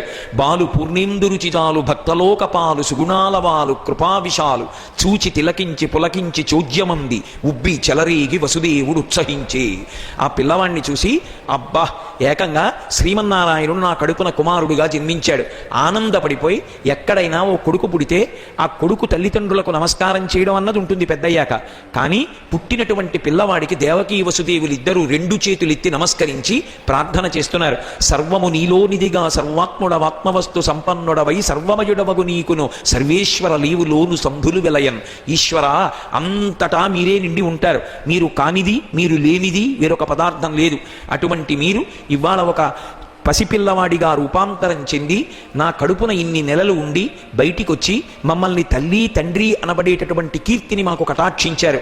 మీకు అనేకానేకమైనటువంటి నమోవాక్కములని తల్లిదండ్రులైనటువంటి దేవకీ వసుదేవులు కీర్తించారు. పరమాత్మ వాళ్లతో సంభాషణ మొదలుపెట్టాడు. ఎందుచేత మీ కడుపున నేను జన్మించానో తెలుసా? స్వయంభూ మన్వంతరంలో ఈమె పేరు పుష్ని. ఓ వసుదేవుడా నీ పేరు సుఖపుడు. ఆ రోజులలో 12,000 దివ్య సంవత్సరములు ఆకులు కూడా తినడం మానేసి మీరు నా కోసం తపస్సు చేశారు. నేను మీకు దర్శన భాగ్యాన్ని కటాక్షించాను. ఏం కావాలని అడిగాను. నీలాంటి కొడుకు కావాలని అడిగారు. నాలాంటి కొడుకు నేను తప్ప ప్రపంచంలో ఇంకొకడు లేడు. అందుకే ఆ కాలంలో మీ కడుపున కొడుకుగా పుట్టాను. మీ యొక్క భక్తి పరతంత్రత చూసి 3 మార్లు మీ కడుపున కొడుకుగా పుట్టాలి, మీ మాట సత్యం చెయ్యాలనుకున్నాను. అందుకే మీ ఇద్దరు పృష్ణి సుతపుడు అన్న పేర్లతో ఉన్నప్పుడు ఒక మారు జన్మించాను. అప్పుడు నా పేరు పృష్ణి గర్భుడు. రెండవసారి మీరు అదితి కశ్యపులుగా ఉన్నప్పుడు వామనమూర్తిగా జన్మించాను. అప్పుడు నేను ఇంద్రుడికి తమ్ముణ్ణి, అందుకని ఉపేంద్రుడు అని పేరు సంపాదించాను. 3వ పర్యాయం మీరు దేవకీ వసుదేవులుగా ఉండగా పరిపూర్ణావతారంగా ఆవిర్భవించాను. ఇక వేరొకసారి మీ కడుపున నేను జన్మించడం ఉండదు. మీరు నా అవతార విశేషాల్ని స్మరిస్తూ ఈతను నా కుమారుడు అన్న భావనతో, నా కథలు వింటూ నా బిడ్డడు అన్న భావనతో నిరంతరం స్మరించినటువంటి కారణం చేత ఇక మళ్ళీ పుట్టవలసినటువంటి అవసరాన్ని పొందకుండా మోక్షాన్ని పొంది మీరు నాలోకి చేరిపోతారు అన్నారు. భాగవతానికి ఉన్నటువంటి చాలా గొప్ప రహస్యం అది. మనంగా మన మనసు తీసుకెళ్ళి భగవంతుడి పాదాల దగ్గర పెట్టలేం. కానీ మన మనసు మనం తీసుకెళ్ళి పెట్టక్కర్లేదు. భగవంతుడే మన మనసుని ఆయన దగ్గరికి లాక్కుంటాడు భాగవతంలో. అందుకే భాగవత కథాశ్రవణం చేస్తే ఏమవుతుంది అంటే మనస్సుకి ఒక ఆలంబనం దొరుకుతుంది. ఏమీ ఇవ్వలేదనుకోండి ఆలంబనంగా, మనసు అక్కర్లేని వాటినన్నింటినీ పట్టుకుంటుంది. మనస్సు పసిపిల్లవాడు ఒక్కలా ఉంటారు. పసిపిల్లవాడికి తల్లి ఏమీ ఇవ్వలేదనుకోండి, వాడు కత్తో అటువంటి పదునైనవి తీసి తెలియక ఆడుకుని చేతులు కాళ్ళు తెగకోసుకుంటాడు. అదే అమ్మ వాడికి క్షేమకరమైనటువంటి ఓ పువ్వో ఓ కాయో ఓ పండో ఇచ్చిందనుకోండి, దాంతో కొంతసేపు ఆడుకుంటాడు. అమ్మ నన్ను ఏమార్చిందని కాసేపు ఆగి ఏడుస్తాడు. మళ్ళీ అమ్మ తీసుకొచ్చో వెలక్కాయ ఇచ్చిందనుకోండి, దాన్ని చేతితో పట్టుకుంటాడు, కింద పడేస్తాడు, మీద పడతాడు, తాకుతాడు, దాని వెంట పడతాడు, దాని నిండా చొంగ కారుస్తాడు, నోట్లో పెట్టుకుంటాడు, ఏమవదు. కాసేపు ఆగి మళ్ళీ ఏడుస్తాడు. అమ్మ తీసుకెళ్ళి కాస్త బొవ్వ పెట్టి పడుకోబెడుతుంది. వాడికి ఏదో ఒక క్షేమకరమైన వస్తువు ఇస్తే దానితో ఆడుకుంటాడు. ఆ వస్తువు ఇవ్వకపోతే ప్రమాదం సంభవిస్తుంది. మనసుకి అత్యంత క్షేమకరమైనటువంటి ఆలంబనం ఏది అంటే శ్రీమద్భాగవతం. శ్రీమద్భాగవతం ప్రత్యేకించి దశమ స్కంధాన్ని వింటుంటే మన ప్రమేయం లేకుండా మన మనసు కృష్ణ భగవానుడి యొక్క పాదముల దగ్గరికి వెళ్ళిపోతుంది. అందుచేతనే నన్ను స్మరించినటువంటి కారణం చేత ఇక మీరు మళ్ళీ పుట్టకుండా మోక్షస్థితిని పొందగలరు అని కృష్ణ భగవానుడు ఆ దేవకీ వసుదేవులిద్దరికీ కూడా వరం ఇచ్చాడు. ఆ తరువాత మళ్ళీ ప్రాకృతమైనటువంటి పిల్లవాడిగా, ఒక చంటి పిల్లవాడిగా మారిపోయాడు. అనేకమైన లీలలు చూపించాడు. ఆ పిల్లవాడి యొక్క మనసులో చేసినటువంటి సంకల్పములు తన యందు ప్రచోదనమైనటువంటి వసుదేవుడు ఆ పిల్లవాడిని తీసుకుని తన గుండెల మీద పడుకోబెట్టుకున్నాడు. తల మీద పడుకోబెట్టుకున్నాడు అని తెలుగు భాగవతంలో లేదు, అందుకని నేను తెలుగు భాగవతంగానే చెప్తున్నాను. గుండెల మీద పడుకోబెట్టుకుని భగవంతుని యొక్క ఆజ్ఞ వసుదేవుని యందు ప్రచోదనమై బయలుదేరాడు. ఎప్పుడైతే కృష్ణ భగవానుణ్ణి గుండెల మీద పడుకోబెట్టుకుని వసుదేవుడు బయలుదేరాడో వెంటనే ఆ కారాగారం యొక్క తలుపులకు వేసినటువంటి ఇనప గొలుసులు తమంత తాము ఊడిపోయాయి. ఆ వేసినటువంటి తాళం కప్పలు తమంత తాము ఊడిపోయాయి. తలుపులు తెరుచుకున్నాయి. అక్కడ పహరా పెట్టినటువంటి సైన్యం అంతా గాఢమైనటువంటి నిద్రలోకి వెళ్ళిపోయారు. ఆ చిన్ని కృష్ణుణ్ణి తీసుకుని వసుదేవుడు వెడుతుంటే పైనుంచి వాన చినుకులు పడుతున్నాయి. ఆదిశేషుడు కృష్ణ పరమాత్మ తడవకుండా తన పడగలు పట్టి వెనక తలుపులు మూసుకుంటూ వస్తున్నాడు. తిన్నగా బయలుదేరి యమునా నది దగ్గరికి వెళ్ళాడు వసుదేవుడు. అర్ధరాత్రి విపరీతమైనటువంటి ప్రవాహంతో ప్రవహిస్తోంది యమున. ఒక్కసారి కృష్ణుణ్ణి పట్టుకున్నటువంటి వసుదేవుడు యమున వంక చూశాడు. ఆశౌరికి తెరవసగను ప్రకాశోద్ధత తుంగ భంగ కలిత ధరా సాకాశయగు యమున మును సీతేశునకు పయోధి త్రోవ ఇచ్చిన భంగిన్ అన్నారు. ఒకప్పుడు రామచంద్రమూర్తికి సముద్రం ఎలా త్రోవ విడిచిపెట్టేసిందో, సేతు నిర్మాణం చేసి ఆవలి ఒడ్డుకి వెళ్ళాడో, అలా కృష్ణ పరమాత్మని పట్టుకుని వెడుతున్నటువంటి వసుదేవుడికి యమునా నది త్రోవ విడిచిపెట్టేసింది.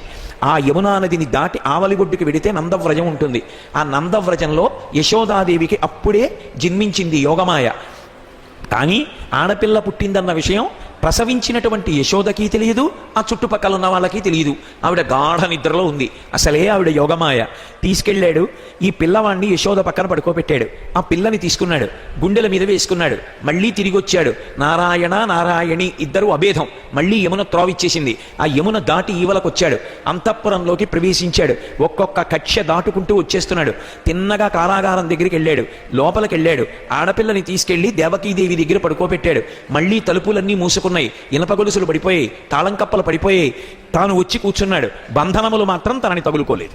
ఆ ఇనప గొలుసులు మాత్రం ఊడిపోయినా అలాగే ఉండిపోయాయి. పదముల సంఖ్యల నిడుకొని మదితలచుచు చూరచుతుడు ముందరివోలెన్ గుదురు కల రీతి దేహము కదిలించుచు నూరకుండే గురువరతంబున్. తన కాళ్ళకి చేతులకి సంకెళ్ళు పడకపోతే తానే సంకెళ్ళు వేసుకుని భయపడిపోతున్నవాడిలా నటిస్తూ లోపల అసలు శ్రీమన్నారాయణుడు కొడుకుగా పుట్టాడన్న సంతోషంతో కూర్చున్నాడు. కొడుకు పుడితే వెంటనే గోవుల్ని దానం చెయ్యాలి, బంగారు చెంబు దానం చెయ్యాలి, బ్రాహ్మణులకు వస్త్రాలు దానం చెయ్యాలి. ఇవేవీ చెయ్యలేకపోయాడు కాబట్టి వెంటనే ఆనందరసాబ్ధిమగ్నుండై, స్నానము చేయక రామిని ఆనందరసాబ్ధిమగ్నుండై విప్రులకును ధేనువులను 10,000 మానసికముగా ధారబోసే మరి ఇచ్చుటకున్. మానసికంగా 10,000 గోవుల్ని బ్రాహ్మణులకు దానం చేశాడు. నేను బయటికి వచ్చాక యథార్థమైనటువంటి దానం చేస్తానని సంకల్పం చేసి 10,000 గోవుల్ని మానసికంగా ధారబోసి ఇనప గొలుసులు సంకెళ్ళు తన శరీరానికి వేసుకుని కూర్చున్నాడు. అక్కడ ఆడపిల్ల, ఇక్కడికి వచ్చింది ఆడపిల్ల, అక్కడ మగపిల్లవాడు కృష్ణ పరమాత్మ నందవ్రజానికి చేరిపోయాడు. ఇందులో తాత్వికమైనటువంటి విశేషం ఉంటుంది. పుట్టినది దేవకీ వసుదేవులకి కారాగారంలో పుట్టాడు. ఎప్పుడు పుట్టాడు? శ్రావణ మాసంలో పుట్టాడు. అర్ధరాత్రి వేళ పుట్టాడు. ఎందుకు అలా పుట్టాలి? కటిక చీకటి అంటాం. చీకటికి ఉండేటటువంటి లక్షణం దొంగకి తేడా తెలియదు. ఏది సత్యమో ఏది అసత్యమో మనకి అర్థం కాదు. చీకటి పోవాలి అంటే, ఏది సత్యమో తెలియాలి అంటే దీపం రావాలి. దీపం పట్టుకొస్తే తెలుస్తుంది. ఆ జ్యోతిస్వరూపంగా, ఆ దీపస్వరూపంగా అజ్ఞానాన్ని పోగొట్టి మీ అందరికీ జ్ఞానం ఇవ్వడానికి జగద్గురువుగా వచ్చాను అని చెప్పడం కోసమే అర్ధరాత్రి వేళ ఆవిర్భవించాడు. అందుకే శ్రావణ మాసంలో అష్టమి నాటి అర్ధరాత్రి కరచరణాదులతో కూడుకున్న కృష్ణ పరమాత్మ ఆవిర్భవిస్తారు. అక్కడ నుంచి 6 నెలలు లెక్క పెట్టండి. శ్రావణము, భాద్రపదము, ఆశ్వీజము, కార్తీకము, మార్గశీర్షము, పుష్యము, మాఘము, మళ్ళీ 6 నెలలు అయ్యేటప్పటికీ చతుర్దశి నాడు బహుళపక్షంలో అర్ధరాత్రి వేళ 12 గంటలకి కరచరణాదులు లేని శివలింగం ఆవిర్భవిస్తుంది. అది జ్యోతిర్లింగము. ఆపాతాళ నభస్థలంత భువన బ్రహ్మాండమా విస్ఫుర జ్యోతిస్పాటిక లింగమౌళి విల సత్పూర్ణేందు అంతామృతై. జ్యోతిర్లింగం ఆవిర్భవించి చీకటిని పోగొడుతుంది. అంటే 6 నెలలకు ఒకసారి జ్యోతిస్వరూపంగా భగవానుడు వస్తాడు. అందులో జ్యోతిస్వరూపంగా వచ్చి అజ్ఞానాన్ని పోగొట్టి సమస్త మానవాళిని ఉద్ధరించడానికి ప్రస్థానత్రయంలో ఒకటైనటువంటి భగవద్గీతని మనకందరికీ అందించాడు. అందుకే అర్ధరాత్రి వేళ వస్తాడు. ఆయన యమునా నదిని దాటి నందవ్రజానికి వెళ్ళిపోతాడు. మధురానగరం అంటే మధురమైనటువంటి కోరికలతో ఉండేటటువంటి మనస్సు. ఆ మనస్సుకు పరిపాలకుడు కామస్వరూపుడైనటువంటి కంసుడు. అందుకే కిందటి జన్మలో కాలనేమి. అటువంటి కంసుడు పరిపాలిస్తున్న చోట, కోరికలు ఉన్న చోట, కామం ఉన్న చోట రాముడు ఉండడు, కృష్ణుడు ఉండడు. అందుకే యమున దాటి నందవ్రజానికి వెళ్ళిపోతాడు. నందుడు అంటే ఎప్పుడూ ఆనందముగా ఉండువాడు.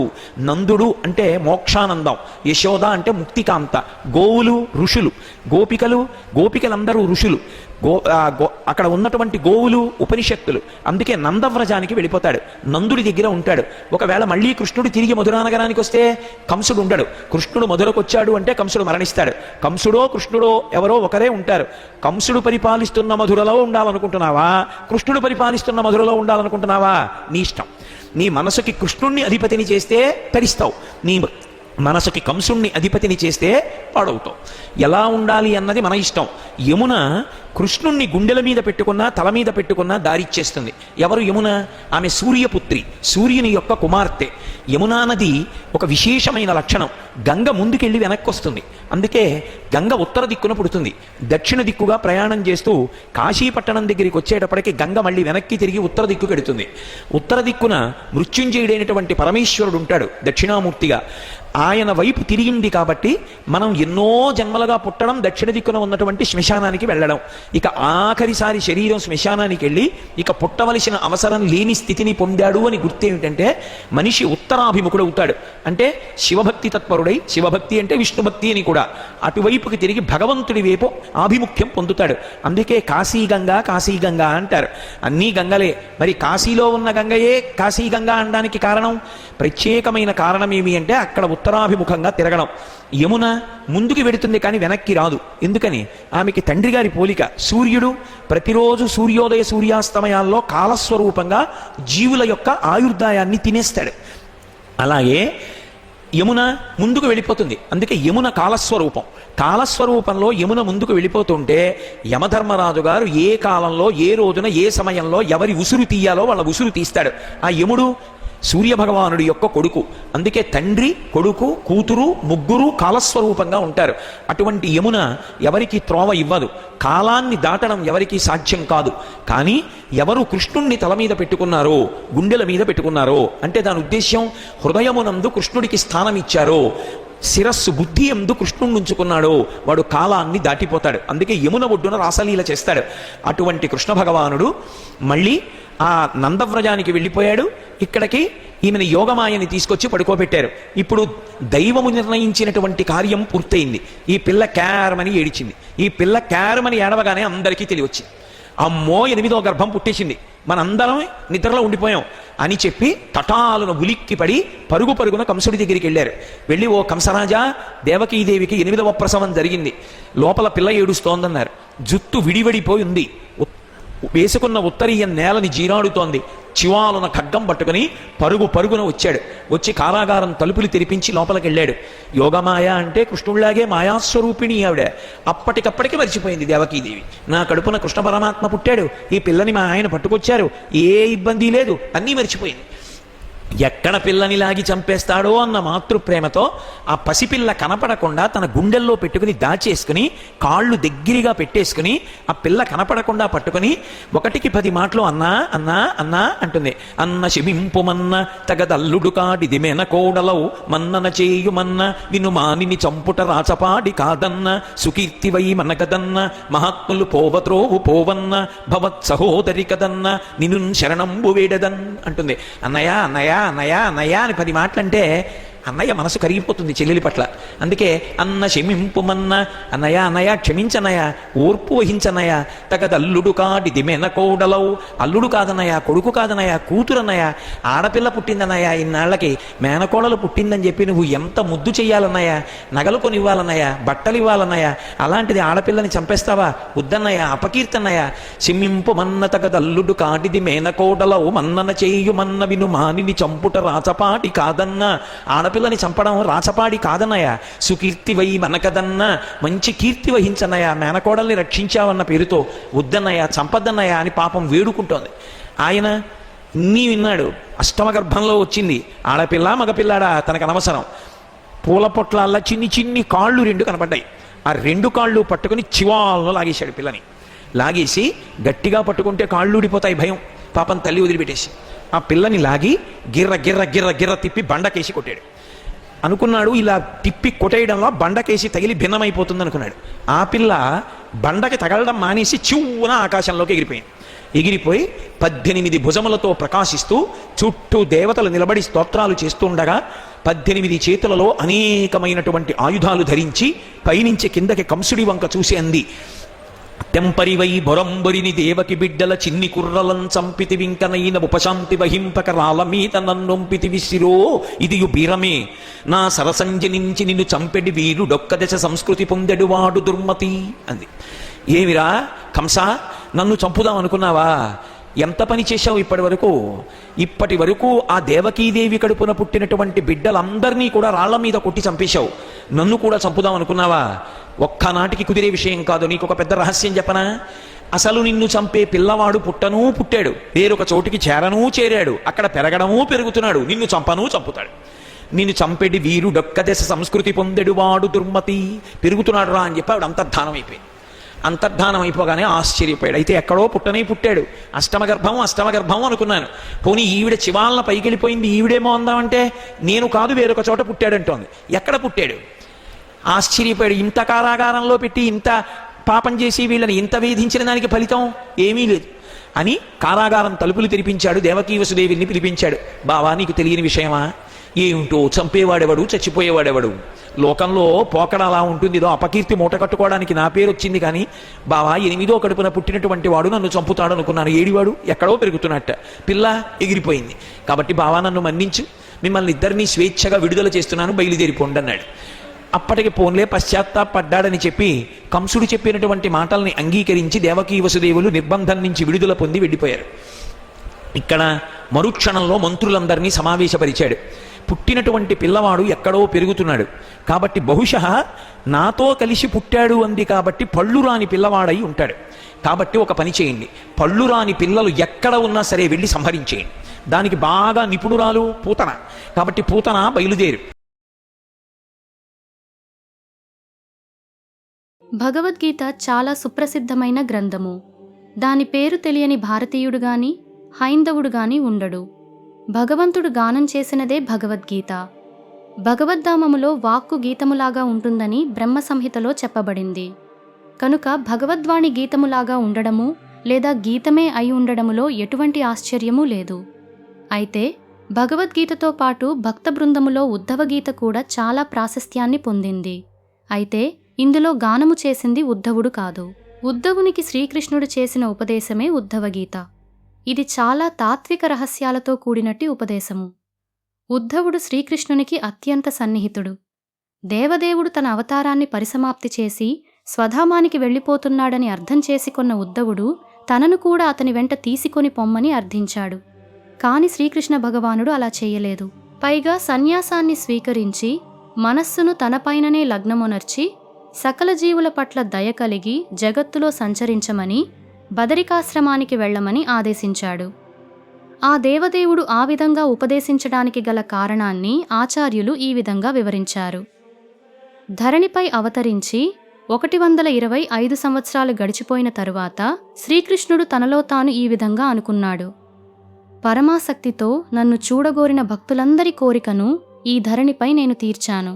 రుక్మిణితో సహా 16,180 కన్యలను వివాహము చేసుకొన్నాను. దానవులను వధించాను. బృందావనము, మధుర, ద్వారక, హస్తినాపురము, మిథిల వంటి అనేక ప్రదేశాలలో బంధుమిత్రులతోనూ శ్రేయోభిలాషులతోనూ కలిసిమెలిసి తిరిగాను. ఈ విధంగా భూలోకంలోనే కాకుండా భూలోకానికి క్రిందనున్న లోకాలలోనూ భక్తులకు నా దర్శనాన్ని ఇచ్చాము. నా తల్లి యొక్క 6 పుత్రులను తిరిగి తేవడానికి సుతలానికి వెళ్ళి బలిమహారాజుకు దర్శనమిచ్చాను. గురుపుత్రుని తీసుకుని రావడానికి నేరుగా యమరాజు సభకు వెళ్ళి అతనికి దర్శనమిచ్చాను. పారిజాత వృక్షము కొరకు వెళ్ళినప్పుడు స్వర్గంలో ఇంద్రునికి దర్శనమిచ్చాను. బ్రాహ్మణపుత్రులను తీసుకొని వచ్చే నెపంతో మహావైకుంఠలోకానికి వెళ్ళి అక్కడ నందనునంద సుదర్శనాదులకు దర్శనమిచ్చాను. ఈ విధంగా అందరి కోరికలు తీర్చినప్పటికీ బదరికాశ్రమంలో నా సాంగత్యం కోరి వేచినట్టి నరనారాయణ ఋషికి ఆయనతో పాటు ఇతర పరమహంసలకు దర్శనాన్ని ఇవ్వలేకపోయాను. ఈ 125 ఏళ్ళు నేను పూర్తిగా లీలా ప్రదర్శనలోనే మునిగి ఉండడము వలన వారిని కలిసికోవడం వీలు కాలేదు. అయినా ఉద్ధవుడు నాతో సమానుడు. నా సమస్త దివ్యైశ్వర్యాలను నాతో సమానంగా కలిగినట్టివాడు. నా పక్షాన ఇతనిని బదరికాశ్రమానికి పంపడం ఉత్తమమని నేను భావిస్తున్నాను. సమస్త జ్ఞానాన్ని నేను ఉద్ధవునికి ఉపదేశిస్తాను. తరువాత అతడు బదరికాశ్రమానికి వెళ్ళి ఆ జ్ఞానాన్ని అక్కడ ఋషులకు అందజేయగలడు. నా పాదపద్మసేవా విధానాన్ని ఉద్ధవుడే వారికి చక్కగా బోధిస్తాడు. నా భక్తి అమూల్యమైన నిధి వంటిది. అటువంటి భక్తి విజ్ఞానాన్ని వినడం ద్వారా నరనారాయణాది ఋషుల సమస్త కోరికలు నెరవేరుతాయి. శ్రీకృష్ణుడు ఈ విధంగా బదరికాశ్రమంలోని ఋషుల గురించి ఆలోచిస్తూ వారికి దివ్యజ్ఞానాన్ని అందజేయడానికి ఉద్ధవుని మాధ్యమంగా వాడుకున్నాడు. ఉద్ధవునికి ఆ దేవదేవుడు దివ్యోపదేశాన్ని చేసి తరువాత అతని ద్వారా వారికి జ్ఞానబోధ కావింపజేశాడు. ఆ విధంగా ఉద్ధవునికి శ్రీకృష్ణుడు తెలిపిన దివ్యజ్ఞానమే ఉద్ధవగీత. ఈ ఉపదేశంతో శ్రీకృష్ణ భగవానుడు నానా రకాలైన విషయాలను చర్చించాడు. వాటిలోని అంశాలను ఒక్కొక్కటిగా సంక్షిప్త రూపంలో చదవండి. సకామకర్మ స్వభావము శ్రీభగవానువాచ. మనిషి నాకు పూర్తిగా శరణాగతుడై నేను చెప్పిన విధంగా భక్తిలో మనస్సును జాగ్రత్తగా ఏకాగ్రపరచి అకాముడై వర్ణాశ్రమ పద్ధతిలో జీవితాన్ని గడపాలి. అతడు ఇంద్రియ భోగముపై ఆధారపడిన అన్ని కర్మలను త్యజించి దానికి బదులుగా పురోగతిని కలిగించే విధియుక్త కర్మలనే చేపట్టాలి. అట్టి వ్యక్తి నా సంపూర్ణ జ్ఞానము కలిగినవాడు. శాంతుడు, ఆధ్యాత్మికోన్నతి కారణంగా నాకు అభిన్నుడు అయిన ప్రామాణిక గురుదేవుని ఆశ్రయించాలి. అతడు అన్ని పరిస్థితులలో నిజ ప్రయోజనాన్ని మాత్రమే చూస్తూ భార్య, సంతానము, ఇల్లు, క్షేత్రము, స్వజనులు, విత్తము పట్ల ఉదాసీనుడై ఉండాలి. దోషరహితంగా, కల్మషరహితంగా యజ్ఞాలు చేస్తే తదుపరి జన్మలో జీవుడు స్వర్గాన్ని చేరుకుంటాడు. కాని అటువంటి ఫలము కాలంలో నశించిపోతుంది. మృత్యుభయము దేవతలకైనా బ్రహ్మకైనా తప్పదు. త్రిగుణాధీనుడై సకామకర్మలను చేసే జీవులు దేవదేవుడనైన నాకు భయపడవలసి ఉంటుంది. బద్ధముక్త జీవుల లక్షణాలు శ్రీభగవానువాచ. నిజానికి ఆత్మకు బంధమోక్షాలు లేకపోయినా జీవుడు ఒకప్పుడు బద్ధుడని మరొకప్పుడు ముక్తుడని చెప్పబడుతుంటాడు. విద్య అవిద్య రెండూ కూడా నా శక్తి విస్తారాలే. జీవుడు నా అంశ. అవిద్యచే అతడు అనాదికాలంగా భవబంధములో చిక్కుబడి ఉన్నాడు. ఇక విద్యచే అతడు ముక్తుడు కాగలడు.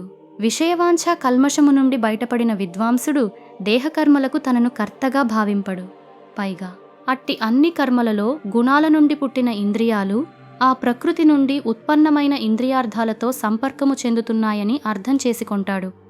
కాగా అజ్ఞాని అయిన వ్యక్తి కర్మానుసారంగా లభించిన దేహంలో ఉంటూ తనను కర్తగా భావిస్తాడు. ఆ విధంగా అతడు కర్మలచే బద్ధుడవుతాడు. ఉద్ధవా, ముక్తులైనట్టి సాధుపురుషులకు స్వయంగా నేనే చరమాశ్రయాన్ని, జీవనశైలిని అయ్యున్నాను. అటువంటి భక్తుల సాంగత్యములో సాధ్యపడే ప్రేమభక్తిలో మనిషి నెలకొనకపోతే సంసారము నుండి బయటపడే ఉపాయము అతని దగ్గర ఏదీ ఉండబోదు. బృందావనవాసుల విశుద్ధ ప్రేమ శ్రీభగవానువాచ.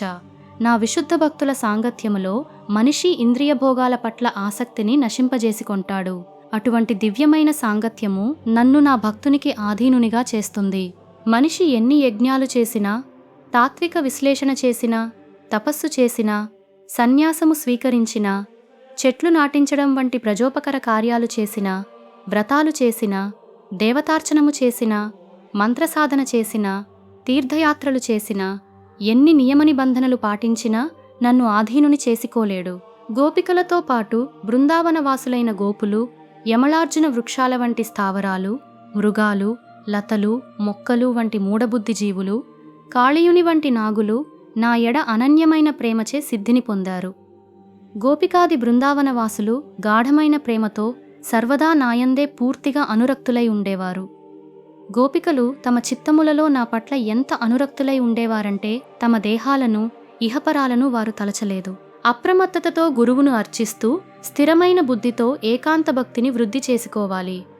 తరువాత దివ్యజ్ఞానమనే గొడ్డలితో ఆత్మ యొక్క భౌతిక ఉపాధిని ఖండించివేయాలి. దేవదేవుని అనుభూతము చేసుకొనిన తరువాత ఆ జ్ఞానగొడ్డలిని విడిచిపెట్టేయాలి. యోగ పద్ధతి మరియు యోగసిద్ధులు శ్రీభగవానువాచ. మనస్సు పూర్తిగా నాయందు స్థిరపడినవాడు తన ఆత్మయందు నన్ను, నాయందు వ్యక్తిగతాత్మను దర్శించాలి. ఆ విధంగా సూర్యకిరణాలు పూర్తిగా సూర్యునితో ఏకమై ఉన్నట్లుగా అతడు వ్యక్తిగతాత్మలు పరమాత్మునితో జతకూడి ఉన్నాయని అతడు దర్శిస్తాడు. యోగి ఆ విధంగా తీవ్రమైన ధ్యానంలో నెలకొనినప్పుడు మనస్సు నిగ్రహించబడి ద్రవ్యజ్ఞాన క్రియాభ్రమ పూర్తిగా తొలగిపోతుంది. యోగసిద్ధులు 18 రకాలుగా ఉంటాయి. వాటిలో నన్ను ఆశ్రయించినవైన 8 ప్రధానమైనవి, సత్వగుణాశ్రితములైన 10 గౌణమైనవి. ఆకలిదప్పులు లేకపోవడం, దూరం నుండే విని విషయాలను తెలుసుకోవడం, మనోవేగంతో ప్రయాణించగలగడం, కోరిన రూపాన్ని ధరించడం, ఇతరుల దేహాలలోనికి ప్రవేశించడం, ఇచ్ఛామరణం పొందడం, అప్సరసలతో కూడి దేవతలు క్రీడించడాన్ని చూడగలగడం, సంకల్పసిద్ధి, అడ్డులేనట్టి ఆదేశాలు ఇవ్వగలగడం అనేవి 10 గౌణసిద్ధులు. అణిమ సూక్ష్మమైన దానికంటే సూక్ష్మంగా కావడం, మహిమ అతి బరువైన దానికంటే బరువుగా కావడం, లఘిమ అతి తేలికైన దానికంటే తేలికగా కావడం, ప్రాప్తి కోరినదెల్ల పొందగలగడం, ప్రాకామ్య ఇహపరాలలోని ఏ భోగ్య వస్తువునైనా పొందడం, ఈసిత నియంత్రణ సిద్ధి, వసిత ఇతరులను వశీకరణ చేసుకోవడం, కామావసాయిత ఎచ్చోటి నుండైనా దేనినైనా అపరిమిత స్థాయిలో పొందగలగడం అనేవి అష్టసిద్ధులు. ఉద్ధవ, యోగానికి, సాంఖ్యానికి, ధర్మానికి, బ్రహ్మవాదులకు నేనే కారణాన్ని, రక్షకుణ్ణి మరియు యోగసిద్ధులకు ప్రభువును. ఉత్తమ జన్మము, ఓషధులు, తపస్సు, మంత్రాలచే లభ్యమయ్యే యోగసిద్ధులు నా భక్తి చేత సాధింపబడతాయి. నిజానికి యోగసిద్ధులు అడ్డంకులని, వృధాకాల వ్యయమని భక్తియోగ నిపుణులు చెబుతారు. భగవద్విభూతి శ్రీభగవానువాచ. ఉద్ధవా, సకల జీవులకు నేను పరమాత్ముడను. అందువలన నేనే అందరి హితైషిని, పరమ నియామకుణ్ణి. వేదాలలో నేను బ్రహ్మను, మంత్రాలలో ఓంకారమును, అక్షరాలలో అకారమును, ఛందస్సులలో గాయత్రీ మంత్రాన్ని అయ్యున్నాను. దేవతలలో నేను ఇంద్రుడిని, అదితి తనయులలో విష్ణువును, రుద్రులలో శివుడను, బ్రహ్మర్షులలో భృగువును, దేవర్షులలో నారదుడను, గోవులలో కామధేనువును అయ్యున్నాను. తీర్థములలో గంగానదిని, జలాశయాలలో సముద్రాన్ని, ఆయుధాలలో ధనస్సును, ధనుర్ధారులలో శివుడను నేనే. నివాసస్థానాలలో మేరు పర్వతాన్ని, దుర్గమ స్థానాలలో హిమాలయాన్ని, వృక్షాలలో అశ్వత్థ వృక్షాన్ని, ఓషధులలో యవధాన్యాన్ని బార్లి నేను అయ్యున్నాను. శక్తి, సౌందర్యము, యశస్సు, అణకువ, త్యాగము, మానసిక సుఖము, సౌభాగ్యము, బలము, ఓర్పు, ఆధ్యాత్మిక జ్ఞానము అన్నీ నా విభూతులే. వర్ణాశ్రమ పద్ధతి శ్రీభగవానువాచ. శాంతి, ఇంద్రియ నిగ్రహము, తపస్సు మొదలైన లక్షణాలు బ్రాహ్మణుల గుణాలు. తేజస్సు, శారీరక బలము, సంకల్పము, శౌర్యాదులు క్షత్రియుల గుణాలు. వేదనాగరికత యందు శ్రద్ధ, దానశీలత, బ్రాహ్మణుల సేవ వంటివి వైశ్యుల గుణాలు. బ్రాహ్మణులను, గోవులను, దేవతలను, పూజనీయులను సేవించడము అనేవి శూద్రుల గుణాలు. అపరిశుభ్రత, వంచన, దొంగతనము, వ్యర్థమైన జగడము, శ్రద్ధ లేకపోవడం, కామము, కోపము, అత్యాశ అనేవి వర్ణాశ్రమ పద్ధతికి బయట ఉండేవారి స్వభావాలు. అహింస, సత్యము, నీతి, అన్యుల సుఖ సంక్షేమ వాంఛ, కామక్రోధలోభ రాహిత్యము అనేవి సర్వవర్ణాల జనుల ధర్మాలు. గాయత్రీ మంత్ర దీక్ష ద్వారా ద్విజత్వాన్ని పొంది గురువును సేవించాలి. ఆచార్యుని నన్నుగానే తెలుసుకోవాలి. ఆయనను సామాన్య వ్యక్తిగా తలచకూడదు. ఆయన పట్ల అసూయ చూపించవద్దు. ఆయన సర్వదేవమయుడు. గృహబాధ్యతలను స్వీకరించడం ద్వారా నన్ను ఆరాధించే గృహస్థ భక్తుడు ఇంటిలోనే ఉండవచ్చును, తీర్థస్థానానికి పోవచ్చును, లేదా బాధ్యతాయుతుడైన పుత్రుడు ఉంటే సన్యాసము తీసుకోవచ్చును. తరువాత దేవదేవుడు వానప్రస్థ, సన్యాసాశ్రమ విధులను విపులంగా వర్ణించాడు. ఆధ్యాత్మిక జ్ఞానసిద్ధి శ్రీభగవానువాచ. అహింస, సత్యము, ఇతరుల సొమ్మును దొంగిలించకపోవడం, వైరాగ్యము, వినమ్రత, అసంచయము, ధర్మములో నమ్మకము, బ్రహ్మచర్యము, మౌనము, స్థైర్యము, క్షమ, అభయము అనేవి యమములు.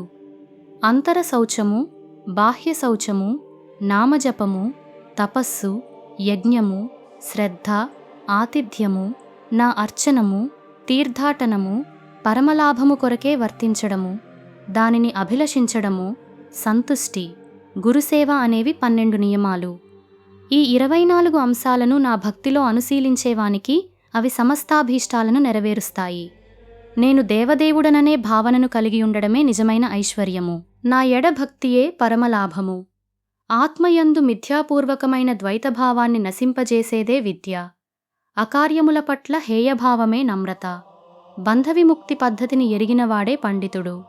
దేహముతో, మనస్సుతో తాదాత్మ్యము చెందినవాడే మూర్ఖుడు. నా చెంతకు చేర్చేదే నిజమైన జీవనపదము, ఇంద్రియభోగమే దుష్టమార్గము. జగద్గురువైన నేను ఎల్లరి నిజమైన మిత్రుణ్ణి. దేహమే జీవుని గృహము. నిరంతర గుణదోష దృష్టియే దోషగుణము. లౌకిక మంచి చెడులను దాటడమే ఉత్తమ గుణము. విశుద్ధ భక్తియోగము శ్రీభగవానువాచ. సకామకర్మలో సంతుష్టి చెందనంత వరకు, శ్రవణకీర్తన విష్ణుస్మరణల ద్వారా భక్తిలో రుచి ఉత్పన్నము కానంత వరకు మనిషి వేదాదేశ పాలనము చేయవలసి ఉంటుంది. మానవ జన్మము విశుద్ధ జ్ఞానమయము. భగవత్ప్రేమను పొందడానికి సహాయపడుతుంది. కనుక స్వర్గవాసులు, నరకవాసులు ఇద్దరూ ధరణిపై మానవ జన్మను కోరుకుంటారు. స్వర్గలోక దేహాలు గాని, నరకలోక దేహాలు గాని అటువంటి అవకాశాన్ని ఇవ్వవు. నన్ను సర్వాత్మునిగా, దేవదేవునిగా చూసినప్పుడు హృదయగ్రంథి త్రైగిపోతుంది. సకల సంశయాలు నశిస్తాయి. కామ్యకర్మ పరంపర ఆగిపోతుంది. అందుకే నాయందు చిత్తము లగ్నము చేసి భక్తియుత సేవలో నెలకొనే భక్తునికి జ్ఞానవైరాగ్య సాధనలు ఈ జగత్తులో సర్వోన్నత సిద్ధి సాధనాలు కాబోవు. ఒకవేళ నా భక్తుడు స్వర్గప్రాప్తిని, మోక్షాన్ని లేదా నా ధామవాసాన్ని ఏది కోరినా ఆ వరాన్ని సులభంగా పొందుతాడు. తరువాత శ్రీకృష్ణుడు ఉద్ధవునికి వేదపదమును గురించి పూర్తిగా వివరించాడు.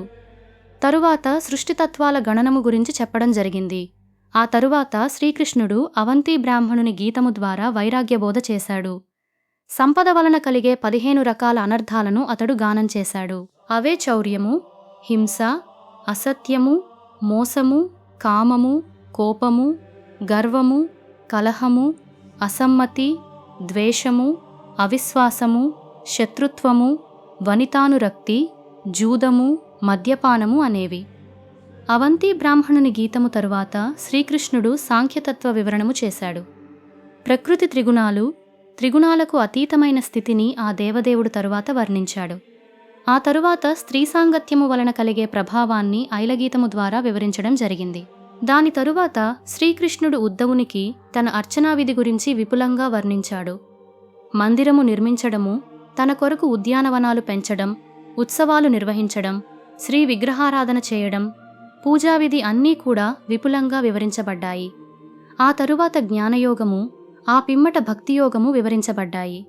ఈ విధంగా దేవదేవుడైన శ్రీకృష్ణునిచే దివ్యోపదేశాన్ని పొందిన తరువాత ఉద్ధవుడు ఆ దేవదేవునికి ప్రదక్షిణ నమస్కారాలు చేశాడు. కృష్ణ విరహాన్ని తలచుకొని అతని హృదయము బ్రద్దలైంది. కృష్ణపాదాలకు నమస్కరించినప్పుడు అతని అశ్రువులచే పాదాలు తడిసిపోయాయి. తరువాత ఉద్ధవుడు కృష్ణునికి పదే పదే నమస్కరిస్తూ ఆ దేవదేవుని పాదుకలను తన తలపై పెట్టుకొని ఆ దేవదేవుని తన హృదయంలో నిలుపుకొని బదరికాశ్రమానికి వెళ్ళాడు. అక్కడే అతడు తపోనిష్ఠుడై నిలిచాడు. ఎవరైతే ఈ ఉద్ధవగీతను పరమశ్రద్ధతో స్వీకరిస్తారో వారు నిశ్చయంగా ముక్తిని పొందుతారు. 95. శ్రీకృష్ణుని అంతర్ధానము.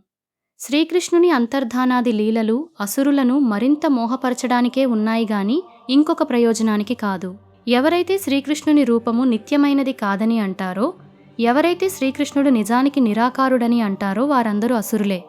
మొదట అవ్యక్తంగా ఉండి తరువాత వ్యక్తరూపాన్ని నేను పొందానని బుద్ధిహీనులు తలుస్తారు అని శ్రీకృష్ణుడు భగవద్గీతలో స్పష్టంగా తెలిపాడు. యదుకుల వినాశము, శ్రీకృష్ణుని అంతర్ధాన లీల విరుద్ధ వ్యాఖ్యానాలని శ్రీ చైతన్య మహాప్రభువు బోధించారు. అంతేకాదు మహిషీ హరణాది లీలలు కూడా పూర్తిగా మాయామయములని ఆయన అన్నారు. ఆ లీలలన్నీ అసురులను భ్రమింపజేయడానికే ఉన్నాయి గాని వాస్తవానికి నిత్యములు గాని దివ్యములు గాని కానే కావు. ఈ విషయాన్ని ఆచార్యులు తమ వ్యాఖ్యానాలలో స్పష్టంగా వివరించారు. శ్రీకృష్ణుని దివ్యత్వాన్ని తెలుసుకోలేకనే అందరూ భ్రమకు లోనవుతారు.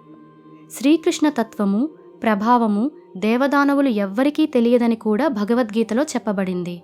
ఈ విషయాలన్నింటిని బట్టి శ్రీకృష్ణ అంతర్ధాన విషయం అత్యంత గోప్యమైనదని అర్థమవుతోంది. శ్రీకృష్ణుని దివ్యరూపము ఎంత సుందరంగా, ఆకర్షణీయంగా ఉండేదంటే ఒక్కసారి దానిమీద చూపు నిలవగానే కన్నులు వెనకకు తిరిగి వచ్చేవి కావు. ఒక్కసారి ఆ రూపము చెవుల ద్వారా హృదయంలోకి ప్రవేశిస్తే అక్కడి నుండి వైదొలగేది కాదు. అంతెందుకు, కురుక్షేత్రరణ రంగంలో అర్జున సారథిగా నిలిచిన ఆ దేవదేవుని రూపాన్ని చూసిన వీరులందరూ సారూప్యముక్తిని పొందారు. పరీక్షిత్తు శ్రీకృష్ణుని అంతర్ధాన విషయం గురించి అడిగిన ప్రశ్నకు సమాధానంగా సుఖదేవ గోస్వామి ఆ కథను వివరించసాగారు. ఆకాశంలోనూ ధరణిపైననూ అంతరిక్షంలోనూ పలు ఉత్పాతాలు కనిపించడంతో శ్రీకృష్ణుడు యాదవులందరినీ సుధర్మ సభలో సమావేశపరచి కొన్ని ముఖ్యమైన విషయాలను చెప్పసాగాడు. యదుశ్రేష్ఠులారా, ద్వారకలో కనిపిస్తున్నట్టి ఘోరమైన ఉత్పాతాలు మృత్యుపతాకాల వలె కనిపిస్తున్నాయి. కాబట్టి ఇక్కడ మనము ఇక క్షణకాలమైనా ఉండకూడదు. స్త్రీలు, బాలురు, వృద్ధులు ఈ నగరాన్ని విడిచి శంభోద్ధారానికి వెళ్ళండి. సరస్వతీ నది పశ్చిమంగా ప్రవహించే ప్రభాస క్షేత్రానికి మనమందరమూ వెడదాము. అక్కడకు వెళ్ళి స్నానము చేసి ఉపవాసం చేసి ధ్యానవిత్తులమవుదాము. తరువాత అభిషేకంతో చందనాది పూజోపహారాలతో పూజలు చేద్దాము. తరువాత బ్రాహ్మణులకు గోవులు, భూములు, వస్త్రాలు, బంగారము, అశ్వగజ రథాలు, గృహాలు దానాలుగా ఇద్దాము. ఎప్పుడైనా విపత్తు ఎదురైతే దానిని పరిహరించడానికి నిజంగా చేయవలసిన అసలైన పద్ధతి ఇదే. ఇది నిజంగా వరమశుభాన్ని కలుగజేస్తుంది. బ్రాహ్మణ పూజ వలన పరమశుభము కలుగుతుంది. శ్రీకృష్ణుడు ఆ విధంగా పలుకగానే యదువృద్ధులు తథాస్తు అని వలికి తమ సమ్మతిని తెలియజేశారు. వెంటనే వారందరూ నౌకలలో సముద్రాన్ని దాటి తరువాత రథాలపై ప్రభాస తీర్థానికి చేరుకున్నారు. అక్కడకు చేరుకోగానే వారందరూ శ్రీకృష్ణుని ఆదేశం మేరకు పరమభక్తితో ధర్మకార్యాలు చేశారు. మంగళకార్యాలు కూడా వనరించారు. ఆ తరువాత దైవవశమున వారందరూ తమ బుద్ధి కప్పబడగా మైరేయమనే పానీయాన్ని త్రాగారు. మితిమీరిన మైరేయ పానముతో యదువీరులు అప్పుడు ఉన్మత్తులై ఒకరితో ఒకరు కలహించుకోవడం మొదలుపెట్టారు. ఆ కలహము పెరిగిపోగా వారందరూ ధనుర్బాణాలను, కత్తులను, బల్లెమును, గదలను, ఈటెలను తీసుకొని ఒకరికొకరు కొట్టుకున్నారు. ఏనుగులపై, రథాలపై, గాడిదలపై, ఒంటెలపై, దున్నపోతులపై, కంచర గాడిదలపై, చివరకు నరవాహనాలపై ఎక్కి అడవిలో ఏనుగులు పరస్పరము పోరాడినట్లు ఒకరితోనొకరు బాణాలతో ఎదుర్కొన్నారు. ప్రద్యుమ్నుడు సాంబునితోనూ, అక్రూరుడు కుంతీభోజునితోనూ, అనిరుద్ధుడు సాత్యకితోనూ, సుభద్రుడు సంగ్రామజిత్తుతోనూ, సుమిత్రుడు సురధునితోనూ యుద్ధము చేశారు. అందరూ కృష్ణుని మాయచే మతితప్పి కొట్టుకొని మరణించారు. దాసార్హులు, వృష్ణులు, అంధకులు, భోజులు, సాత్వతులు, మధువులు, అర్బుదులు, మాధురులు, శూరసేనులు, విసర్జనులు, కుకురులు, కుంతులు మున్నగు వివిధ యాదవ వంశీయులు తమ సహజ బంధుత్వాన్ని పూర్తిగా విడిచి ఒకరికొకరు చంపుకున్నారు. ఆ విధంగా జరిగిన అందరి ధనస్సులు, ఆయుధాలు విరిగిపోయాయి. అప్పుడు మిగిలిన వారందరూ తుంగగడ్డిని పిడికిళ్లతో పట్టుకున్నారు. వారు ఆ తుంగగడ్డిని పిడికిళ్లతో పట్టుకోగానే అవి వజ్రాయుధములాగా దృఢమైన పరిఘలుగా మారిపోయాయి. వాటితో మిగిలిన వారు ఒకరికొకరు కొట్టుకున్నారు. శ్రీకృష్ణుడు వారిని ఆవడానికి ప్రయత్నించాడు. అప్పుడు వారు అతనిని కూడా కొట్టబోయారు. ఆ భ్రమిత స్థితిలో వారు బలరాముని కూడా తమ శత్రువుగా భావించి అతనిని చంపడానికి పరిగెత్తుకుంటూ ముందుకు వచ్చారు. అప్పుడు శ్రీకృష్ణ బలరాములు కూడా తుంగగడ్డిని పట్టుకొని యుద్ధములో చరిస్తూ సంహార కార్యాన్ని చేశారు. ఆ విధంగా బ్రాహ్మణ శాపగ్రస్తులై కృష్ణమాయా విమోహితులై యదువీరులందరూ సమూలంగా నశించిపోయారు. యదువీరుల వాసము పూర్తి కాగానే శ్రీకృష్ణుడు భూభారము పూర్తిగా తొలగిపోయిందని భావించాడు. అప్పుడు బలరాముడు సముద్ర తీరంలో ఆసీనుడై పరమపురుషుని ధ్యానిస్తూ తనలో తాను లీనమై ఈ మనుష్యలోకాన్ని త్యజించాడు. బలరాముని అంతర్ధానాన్ని చూసిన దేవకీసుతుడు ఒక అశ్వత్థ వృక్షము సమీపంలో నేలపై కూర్చున్నాడు. అప్పుడు అతడు చతుర్భుజ రూపాన్ని ధరించి ఉన్నాడు. ఆ రూపతేజము పొగలేని అగ్నిలాగా సకల దిక్కులలోని అంధకారాన్ని తొలగిస్తోంది. అతని నేత్రాలు మనోహరంగా ఉన్నాయి. మకర కుండలాలు మెరుస్తున్నాయి. పట్టువస్త్రాన్ని కట్టుకొని కిరీట కౌస్తుభమణులను ధరించి వనమాలాలంకృతుడైన అతడు మూర్తిమంతములైన ఆయుధములచే పరివేష్టితుడై ఉన్నాడు. యవ్వతామర వంటి తాలువు కలిగిన ఎడమపాదాన్ని అతడు కుడితొడపై నిలుపుకొని కూర్చొని ఉన్నాడు. ఆ సమయంలోనే జర అనే వ్యాధుడు ఆ ప్రాంతంలో ప్రవేశించి ఆ దేవదేవుని పాదపద్మాన్ని మృగముఖమని పొరబడ్డాడు. వెంటనే వాడు ఒక బాణముతో ఆ పాదాన్ని కొట్టాడు. ఆ బాణము సాంబుని ముసలము యొక్క లోహఖండముతో తయారు చేయబడి ఉంది. తన బాణము లక్ష్యాన్ని ఛేదించిందని వ్యాధుడు భావించాడు. పరిగెత్తుకుంటూ వచ్చి చూడగా చతుర్భుజమూర్తి అయిన శ్రీకృష్ణుడు చెట్టు క్రింద ఆసీనుడై కనిపించాడు. వాడు వెంటనే భగవత్పాదాలపై పడి క్షమార్పణ వేడుకున్నాడు. ఓ మధుసూదనా, నేను వరమపాపిని. అజ్ఞానము వలన నేనిట్టి పాపాన్ని చేశాను. ఓ పరమ పవిత్రుడా, ఉత్తమ శ్లోక, ఈ పాపిని క్షమించవలసింది.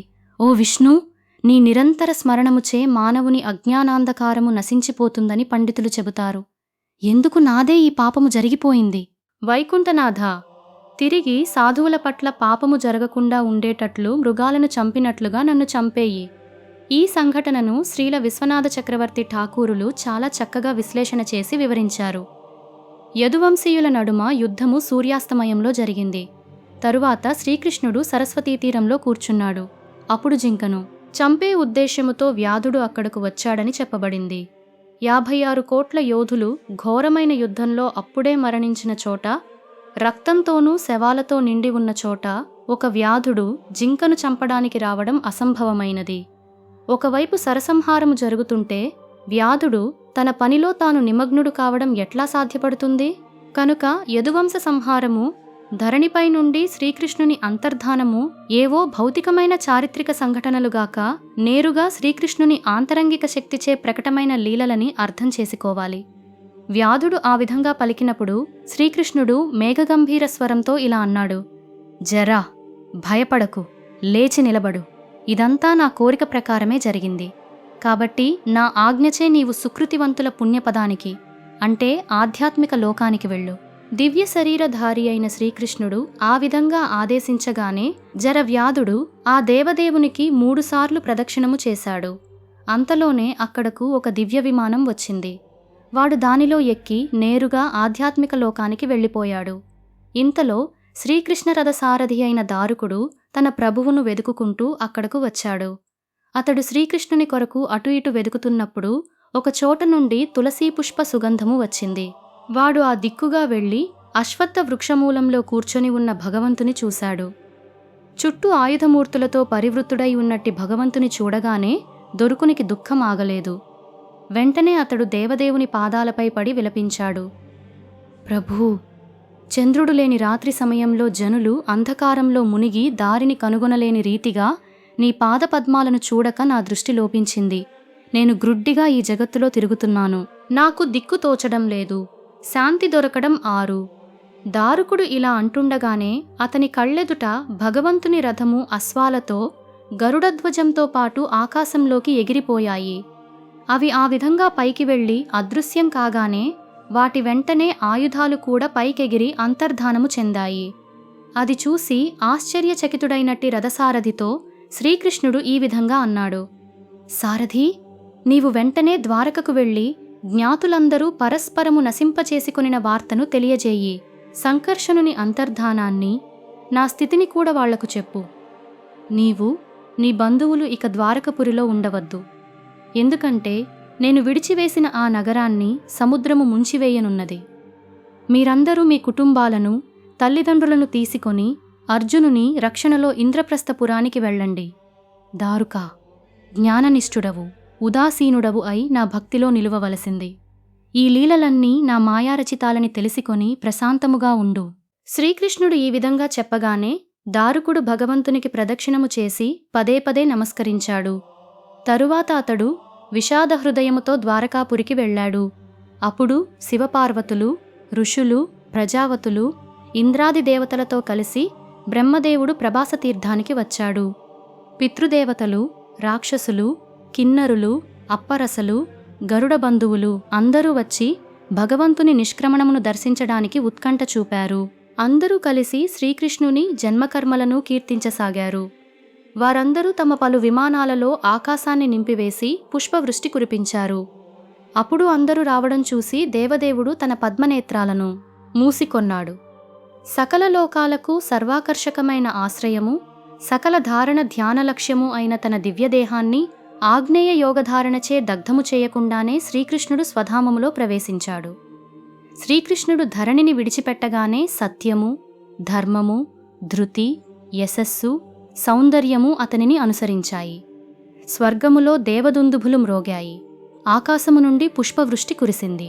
శ్రీకృష్ణ భగవానుడు ఆ విధంగా స్వధామ ప్రవేశం చేసినప్పుడు దానిని అందరికీ ప్రదర్శించలేదు. అందువలన పలువురు దేవతలు, బ్రహ్మాదులు అతనిని చూడజాలకపోయారు. అయినా కొందరు మహనీయులు అది చూడగలిగి విస్మితులయ్యారు. శ్రీకృష్ణుని గమనాన్ని దేవతలైనా కనుక్కోలేకపోయారు. అయినా బ్రహ్మరుద్రాదులు ఆ దేవదేవుని యోగశక్తి పనిచేసే విధానాన్ని దర్శించి విస్మితులయ్యారు. వారందరూ అతని యోగగతిని ప్రశంసిస్తూ తమ తమ నెలవులకు పోయారు. శ్రీకృష్ణుని ఈ అంతర్ధాన కథనాన్ని వివరించిన శుకదేవ గోస్వామి ఒక ముఖ్య విషయాన్ని చెప్పడం మొదలుపెట్టారు. రాజా, శ్రీకృష్ణుడు తన గురుపుత్రుని యమలోకము నుండి అదే శరీరంతో తీసుకొని వచ్చాడు. అశ్వత్థామ ప్రయోగించిన బ్రహ్మాస్త్రముచే నీవు దగ్ధమైనప్పుడు నిన్ను కూడా అతడు రక్షించాడు. అంతకాంతకుడైన శివుని కూడా ఆ దేవదేవుడు యుద్ధరంగంలో జయించాడు. జర వ్యాధుని మానవ శరీరంతోనే నేరుగా వైకుంఠానికి పంపించాడు. అటువంటి శ్రీకృష్ణ భగవానుడు తనను తాను రక్షించుకోవడంలో అసమర్థుడవుతాడా? అందుకే నిద్ర నుండి లేవగానే శ్రీకృష్ణుని దివ్య అంతర్ధానాన్ని, స్వధామ గమనాన్ని భక్తి శ్రద్ధలతో కీర్తించేవాడు నిక్కముగా పరమగతిని పొందుతాడు. దారుకుడు ద్వారకకు వెళ్ళి వసుదేవ ఉగ్రసేనుల పాదాలపై పడి బిగ్గరగా రోదిస్తూ కన్నీటితో వాటిని తడిపివేశాడు. వృష్టివంశీయుల సంపూర్ణ వినాశనాన్ని దారుకుడు తెలియజేయగా విని జనులు ఉద్విగ్న చిత్తులయ్యారు. శోకముతో మూర్ఛిల్లారు. కృష్ణవిరహ విహ్వలురై వారందరూ తమ వారంతా పడియున్న ప్రదేశానికి పరిగెత్తుకుంటూ వెళ్లారు. కృష్ణబలరాములు కనబడనందున దేవకీదేవి, రోహిణి, వసుదేవుడు శోకార్తులై స్పృహను కోల్పోయారు. వారందరూ అక్కడే ప్రాణాలను విడిచారు. ఆ సమయంలో అర్జునుడు అక్కడే ఉన్నాడు. కృష్ణ విరహముతో అతి దుఃఖితుడైన అతడు ఆ దేవదేవుడు చెప్పిన దివ్యవాక్కులను గుర్తు చేసుకొని తనను తాను ఓదార్చుకున్నాడు.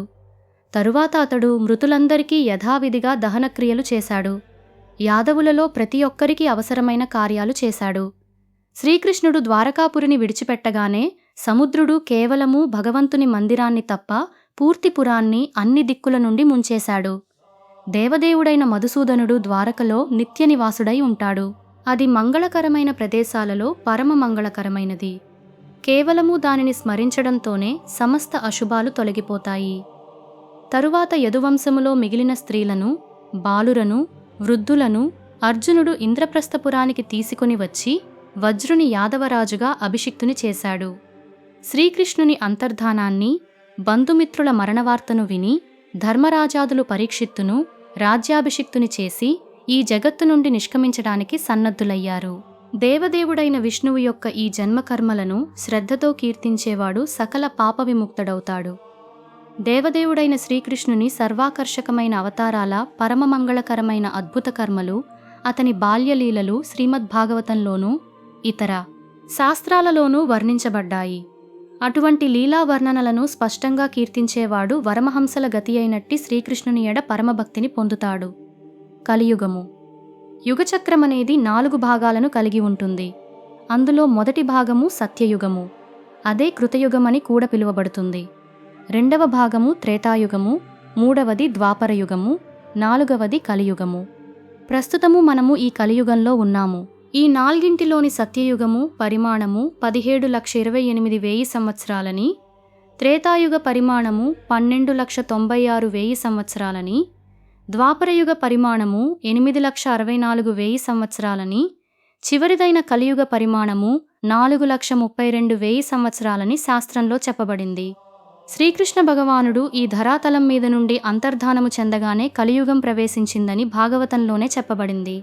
అంటే కలియుగ ప్రవేశం జరిగి 5,000 సంవత్సరాలైంది. కాబట్టి మనం కలియుగం ప్రథమ పాదంలో ఉన్నామన్నమాట. కలియుగం చివరలో భగవంతుడు కల్కి రూపంలో అవతరించి దానవులను నిర్జించి భక్తులను రక్షించినప్పుడు మళ్లీ వేరొక సత్యయుగం ప్రారంభమవుతుంది. యుగచక్రమని చెప్పాము కనుక అది చక్రంలాగా తిరుగుతూనే ఉంటుంది. చక్రం తిరుగుతున్నప్పుడు దానిలోని భాగాలే మళ్లీ వస్తుంటాయి. ఈ విధంగా యుగచక్రము 1000 సార్లు తిరిగితే అది బ్రహ్మదేవునికి ఒక పగలవుతుందని, అంతే కాలపరిమితితో అతని రాత్రి సమయం ఉంటుందని కూడా భగవద్గీతలో చెప్పబడింది. శ్రీకృష్ణుని స్వధామ గమనము గురించి సవిస్తరంగా వర్ణించిన శ్రీల శుకదేవ గోస్వామి ఇక పరీక్షిత్తును పరంధామ గమనానికి సన్నద్ధుని చేయడం మొదలుపెట్టారు. అందుకే ఈ జగత్తులో ఎవ్వరూ శాశ్వతంగా ఉండబోరని చెబుతూ కాలప్రవాహంలో వచ్చి కొట్టుకుపోయిన అనేక మంది రాజులను ఆయన వర్ణించారు. అంతేకాకుండా కలియుగ ప్రభావంతో రాజవంశాలు ఏ విధంగా పతనం చెందాయో, ఏ విధంగా రాజకీయ కుట్రలు హత్యలు ప్రవేశపెట్టబడ్డాయో వివరించారు. పాండవులను చంపి తానే రాజుగా కాగోరిన దుర్యోధనుని విషయము ద్వాపరయుగాంతములో వచ్చినప్పటికీ శ్రీకృష్ణుడు ధరణిపై ఉపస్థితుడై ఉన్నందున ఆ కుట్ర కొనసాగలేదు. ఆ దేవదేవుడు దానిని భగ్నం చేశాడు. కాని కలియుగం ప్రవేశించగానే అటువంటి రాజకీయ హత్యకు నాంది పలకడం జరిగిందని శుకదేవ గోస్వామి చెప్పసాగారు. మగధ వంశంలో చివరి రాజు పురంజయుడు. అతడు బృహద్రథుని వంశీయునిగా జన్మిస్తాడు. మంత్రి శునకుడు అతనిని చంపి తన పుత్రుడైన ప్రద్యోతుని రాజుగా చేస్తాడు. ప్రద్యోతనుని పుత్రుడు పాలకుడు, అతని పుత్రుడు విశాఖయూపుడు, అతని పుత్రుడు రాజకుడు తదనంతర రాజులవుతారు. ఈ విధంగా పరీక్షిత్తుకు శుకదేవ గోస్వామి భవిష్యత్తులోని రాజుల వివరాలను పూర్తిగా తెలియజేశారు. ఆ విధంగా ఆయన తెలియజేసిన రాజవంశీయుల వివరాలలో చంద్రగుప్తుని విషయం కూడా వస్తుంది. అది చరిత్ర ప్రసిద్ధమైన అంశము. సుమాల్యుడనే రాజుకు 8 పుత్రులు జన్మిస్తారు. వారందరూ శక్తిమంతులైన రాజులై 100 సంవత్సరాలు ధరణిని పాలిస్తారు. ఒక బ్రాహ్మణుడు చాణక్యుడు వారిని నశింపజేసి చంద్రగుప్తునికి రాజ్యాభిషేకం చేస్తాడు. శుకదేవుడు ఈ విధంగా కలియుగ రాజవంశాలను గురించి వర్ణిస్తూ విశ్వస్ఫూర్జి అనే మాగధరాజు జన్మించి సకల వర్ణాల వారిని హీనజాతులుగా మార్చివేస్తాడని చెప్పారు. అతడు పౌరులందరినీ భగవద్భావనారహితులుగా తయారు చేసి తన బలంతో క్షత్రియ కులాన్ని నశింపజేస్తాడు. గంగాద్వారము నుండి ప్రయాగ వరకు గల భూమండలాన్ని అతడు పద్మావతీపురము నుండి పాలిస్తాడు. ఆ సమయంలో సౌరాష్ట్రము, అవంతి, అభీరము, శూరదేశము, అర్బుదము, మాలవ ప్రాంతాలకు చెందిన బ్రాహ్మణులు తమ వ్రతాలను మరచిపోతారు. ఆయా ప్రాంతాలలోని రాజవంశీయులు శూద్రప్రాయులుగా అవుతారు. సింధు నదీ ప్రాంతము, చంద్రభాగా ప్రాంతము, కౌంతీ కాశ్మీరాలు శూద్రులచే, పతిత బ్రాహ్మణులచే, మ్లేచ్ఛులచే పాలింపబడతాయి. వేదాచార పదమును త్యజించి వారందరూ బ్రహ్మవర్చస్సును కోల్పోతారు. పరీక్షిన్ మహారాజా, మ్లేచ్ఛప్రాయులైన రాజులు పలువురు ఒకే సమయంలో రాజ్యపాలనము చేస్తారు. వారికి దానగుణము ఉండదు, తీవ్రమైన కోపము ఉంటుంది. వారు అధర్మపరాయణులై అసత్యవాదులై ఉంటారు. వారు రాజుల వేషంలోనే ఉండి స్త్రీబాల గోబ్రాహ్మణులను వధిస్తారు. వారందరికీ విపరీతమైన భావాలు ఉంటాయి. వారు సంస్కారహీనులు, క్రియాహీనులు అయి ఉంటారు. పూర్తిగా రజస్తమోగుణయుతులై ఉంటారు. మరొక ముఖ్యమైన విషయమేమిటంటే అటువంటి నిమ్నజాతి రాజులచే పాలింపబడే ప్రజలు కూడా తమ పాలకుల ఆచార వ్యవహారాలనే పలుకులనే అనుసరిస్తారు. వారు రాజుల చేతను పరస్పరముగాను పీడితులై నశిస్తారు. శుకదేవ గోస్వామి పరీక్షిన్ మహారాజుకు కలియుగ రాజవంశీయుల గురించి ఈ విధంగా స్పష్టంగా తెలియజేశారు. ఇందులో తెలుపబడిన విశ్వస్పూర్జీ క్రీష 12వ శతాబ్దములో జన్మించిన వానిగా చెప్పుకోవచ్చును. కలియుగ రాజవంశాల గురించి వివరించిన తరువాత శుకదేవ గోస్వామి కలియుగ లక్షణాల గురించి చెప్పసాగారు. రాజా, ప్రబలమైన కలియుగ ప్రభావం కారణంగా ధర్మము, సత్యము, శౌచము, ఓర్పు, దయ, ఆయువు, బలము, స్మృతి రోజురోజుకు తగ్గిపోతుంటాయి. శుకదేవ గోస్వామి తెలిపిన ఈ విషయము అందరికీ అనుభవములోనే ఉన్నది. జనులలో ఓర్పు, క్షమాగుణము నశించిపోతోంది. శారీరక బలము కూడా అందరికీ తగ్గిపోతోంది. అందుకే కలియుగంలో జనులు పశుపక్ష్యాదులు, చెట్లు చేమలు చిన్న చిన్న ఆకారాలలో కనిపిస్తుంటాయి. ఇక స్మృతి గురించి చెప్పనక్కర్లేదు. మతిమరుపు అందరికీ సర్వసాధారణమైపోతోంది. కలియుగంలో ధనమే మానవుని ఉత్తమ జన్మకు, ఆచారానికి, గుణాలకు సూచకమవుతుంది. మనిషికి ఉన్నట్టి బలాన్ని బట్టి న్యాయధర్మాలు నిర్ణయించబడతాయి. కేవలము బాహ్యాకర్షణ మీదనే స్త్రీ పురుషులు దాంపత్యాన్ని కొనసాగిస్తారు. వ్యాపారంలో జయము వంచనపై ఆధారపడి ఉంటుంది. స్త్రీ పురుషుల తత్వాలు వారికి ఉండే రతికౌశలముపై నిర్ణయించబడుతుంది. కేవలము యజ్ఞోపవీత ధారణచే మనిషి బ్రాహ్మణుడైపోతాడు. శుకదేవ గోస్వామి పరీక్షిన్ మహారాజుకు తెలియజేసిన భవిష్యత్ కలియుగ లక్షణాలు అందరికీ స్పష్టంగా కనిపిస్తూనే ఉన్నాయి. శ్రీమద్భాగవతము వాటిని మనకు ముందే చెప్పింది. మనిషి యొక్క ఆధ్యాత్మిక స్థితి కేవలము బాహ్య చిహ్నాలను బట్టి నిర్ణయించబడుతుంది. అతడు మంచి జీవికను సంపాదించలేకపోతే అతని ఔచిత్యము సందేహాస్పదమవుతుంది. వాక్చాతుర్యము కలవాడే పండితుడవుతాడు. ధనము లేకపోతే మనిషిని అపవిత్రునిగా పరిగణిస్తారు. కపటత్వమే సద్గుణమవుతుంది. వివాహము కేవలము వాక్కుల సమ్మతిచే ఏర్పాటు చేయబడుతుంది. కేవలము స్నానము చేస్తే మనిషి జనులలోకి వెళ్లడానికి యోగ్యునిగా భావించబడతాడు. దూరంలో ఉన్న జలాశయమే తీర్థస్థానముగా భావించబడుతుంది. సౌందర్యము కేవలము కేశాలంకరణపై ఉంటుందని జనులు భావిస్తారు. కడుపు నింపుకోవడమే జీవిత లక్ష్యంగా మారుతుంది. బిడియము లేనివాడే సత్యసంధుడవుతాడు. కుటుంబాన్ని పోషించగలిగేవాడే దక్షునిగా గుర్తింపబడతాడు. ధర్మపాలన కేవలము పేరు ప్రఖ్యాతులకే అవుతుంది. అన్ని వర్గాలలో ఎవ్వడూ తనను బలవంతునిగా ప్రదర్శించుకుంటాడో వాడే రాజ్యాధికారాన్ని పొందుతాడు. అటువంటి లోభులు, నిర్దయులు ఏమాత్రము దొంగలకు తీసిపోరు. పాలకులు ఆ విధంగా భార్యధనాదులను అపహరించగా జనులు పర్వతారణ్యాలకు పారిపోతారు. అంతేకాదు, జనులు దుర్భిక్షము చేత, అధికమైన పన్నుల చేత పీడితులై ఆకుకూరలను, మాంసాన్ని, అడవి తేనెను, గింజలను తింటూ కాలం గడుపుతారు. వారు అనావృష్టిచే పీడితులవుతారు. చలి, గాలి, వేడి, వాన, మంచు వలన ప్రజలు అతి కష్టానికి గురవుతారు. అంతేకాదు, కలహాలు, ఆకలి, దప్పిక, వ్యాధి, తీవ్రమైన చింత వారిని పీడిస్తాయి. శ్రీమద్భాగవతములో భవిష్యత్తుగా చెప్పబడిన ఈ విషయాలన్నీ ప్రపంచంలోని అన్ని భాగాలలో అనుభవంలోకి వస్తున్నాయి. ఈ విషయమే శ్రీమద్భాగవత ప్రామాణికతను నిరూపిస్తుంది. అందుకే శ్రీమద్భాగవతంలోనే చెప్పబడిన వీటి పరిష్కార మార్గాన్ని జనులు శ్రద్ధతో పాటించాలి. శుకదేవ గోస్వామి ఇక్కడ ఒక ముఖ్యమైన భవిష్యత్ విషయాన్ని చెప్పారు.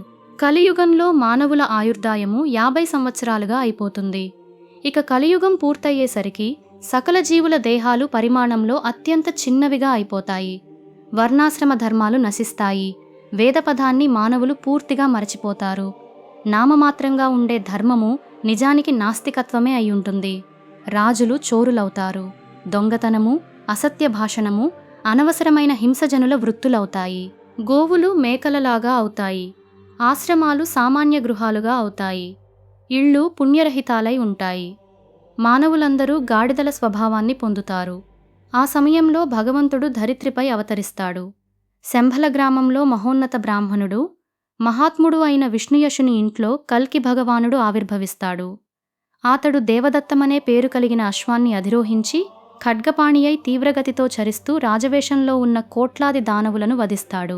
ఆ విధంగా ధూర్తరాజులందరూ వధించబడిన తరువాత వాసుదేవుని చందనాది అంగరాగాల పవిత్ర సౌరభముతో కూడిన వాయువు సర్వత్ర వ్యాపిస్తుంది. దాని స్పర్శతో జనుల చిత్తములు నిర్మలముగా అవుతాయి. వారి హృదయాలలో దేవదేవుడైన వాసుదేవుడు సత్వగుణ రూపంలో ప్రకటము కాగానే వారు ధరణిని ప్రజలతో నింపుతారు. ఆ విధంగా దేవదేవుడు ధర్మపతి అయిన కల్కిగా అవతరించినప్పుడు సత్యయుగము ప్రారంభమవుతుంది. చంద్రుడు, సూర్యుడు, బృహస్పతి కలిసి కర్కట రాశిలో ఉన్నవారై ముగ్గురు ఏకకాలంలో పుష్యమి నక్షత్రంలో ప్రవేశించే క్షణంలో సత్యయుగము ప్రారంభమవుతుంది. ఈ విధంగా మృత్యువుకై నిరీక్షిస్తూ కృష్ణ కథాశ్రవణం చేస్తున్న పరీక్షిత్తుకు శుకదేవ గోస్వామి రాబోయే దుష్టకాలాన్ని వివరించసాగారు. ఏ విధంగా కాలం విపరీతంగా మారిపోతుందో తెలియజేశారు. రాజా, భవిష్యత్తులో రాబోయే సూర్యచంద్ర వంశాలలోని రాజులందరి గురించి నీకు వర్ణించాను. లక్ష్మీపతి అయిన శ్రీకృష్ణుడు తన పాదపద్మాలతో ఈ ధరణిని తాకియున్నంతవరకు కలి ఈ లోకంలో ప్రవేశించలేకపోయాడు. ఏ రోజున ఆ దేవదేవుడు స్వధామానికి దూరంలో ఉన్న జలాశయమే తీర్థస్థానముగా భావించబడుతుంది. సౌందర్యము కేవలము కేశాలంకరణపై ఉంటుందని జనులు భావిస్తారు. కడుపు నింపుకోవడమే జీవిత లక్ష్యంగా మారుతుంది. బిడియము లేనివాడే సత్యసంధుడవుతాడు. కుటుంబాన్ని పోషించగలిగేవాడే దక్షునిగా గుర్తింపబడతాడు. ధర్మపాలన కేవలము పేరు ప్రఖ్యాతులకే అవుతుంది. అన్ని వర్గాలలో ఎవ్వడూ తనను బలవంతునిగా ప్రదర్శించుకుంటాడో వాడే రాజ్యాధికారాన్ని పొందుతాడు. అటువంటి లోభులు, నిర్దయులు ఏమాత్రము దొంగలకు తీసిపోరు. పాలకులు ఆ విధంగా భార్యధనాదులను అపహరించగా జనులు పర్వతారణ్యాలకు పారిపోతారు. అంతేకాదు, జనులు దుర్భిక్షము చేత, అధికమైన పన్నుల చేత పీడితులై ఆకుకూరలను, మాంసాన్ని, అడవి తేనెను, గింజలను తింటూ కాలం గడుపుతారు. వారు అనావృష్టిచే పీడితులవుతారు.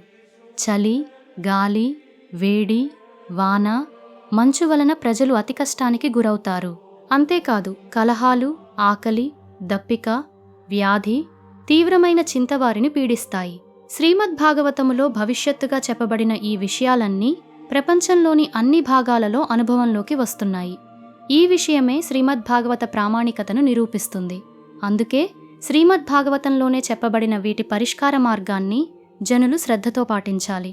శుకదేవ గోస్వామి ఇక్కడ ఒక ముఖ్యమైన భవిష్యత్ విషయాన్ని చెప్పారు.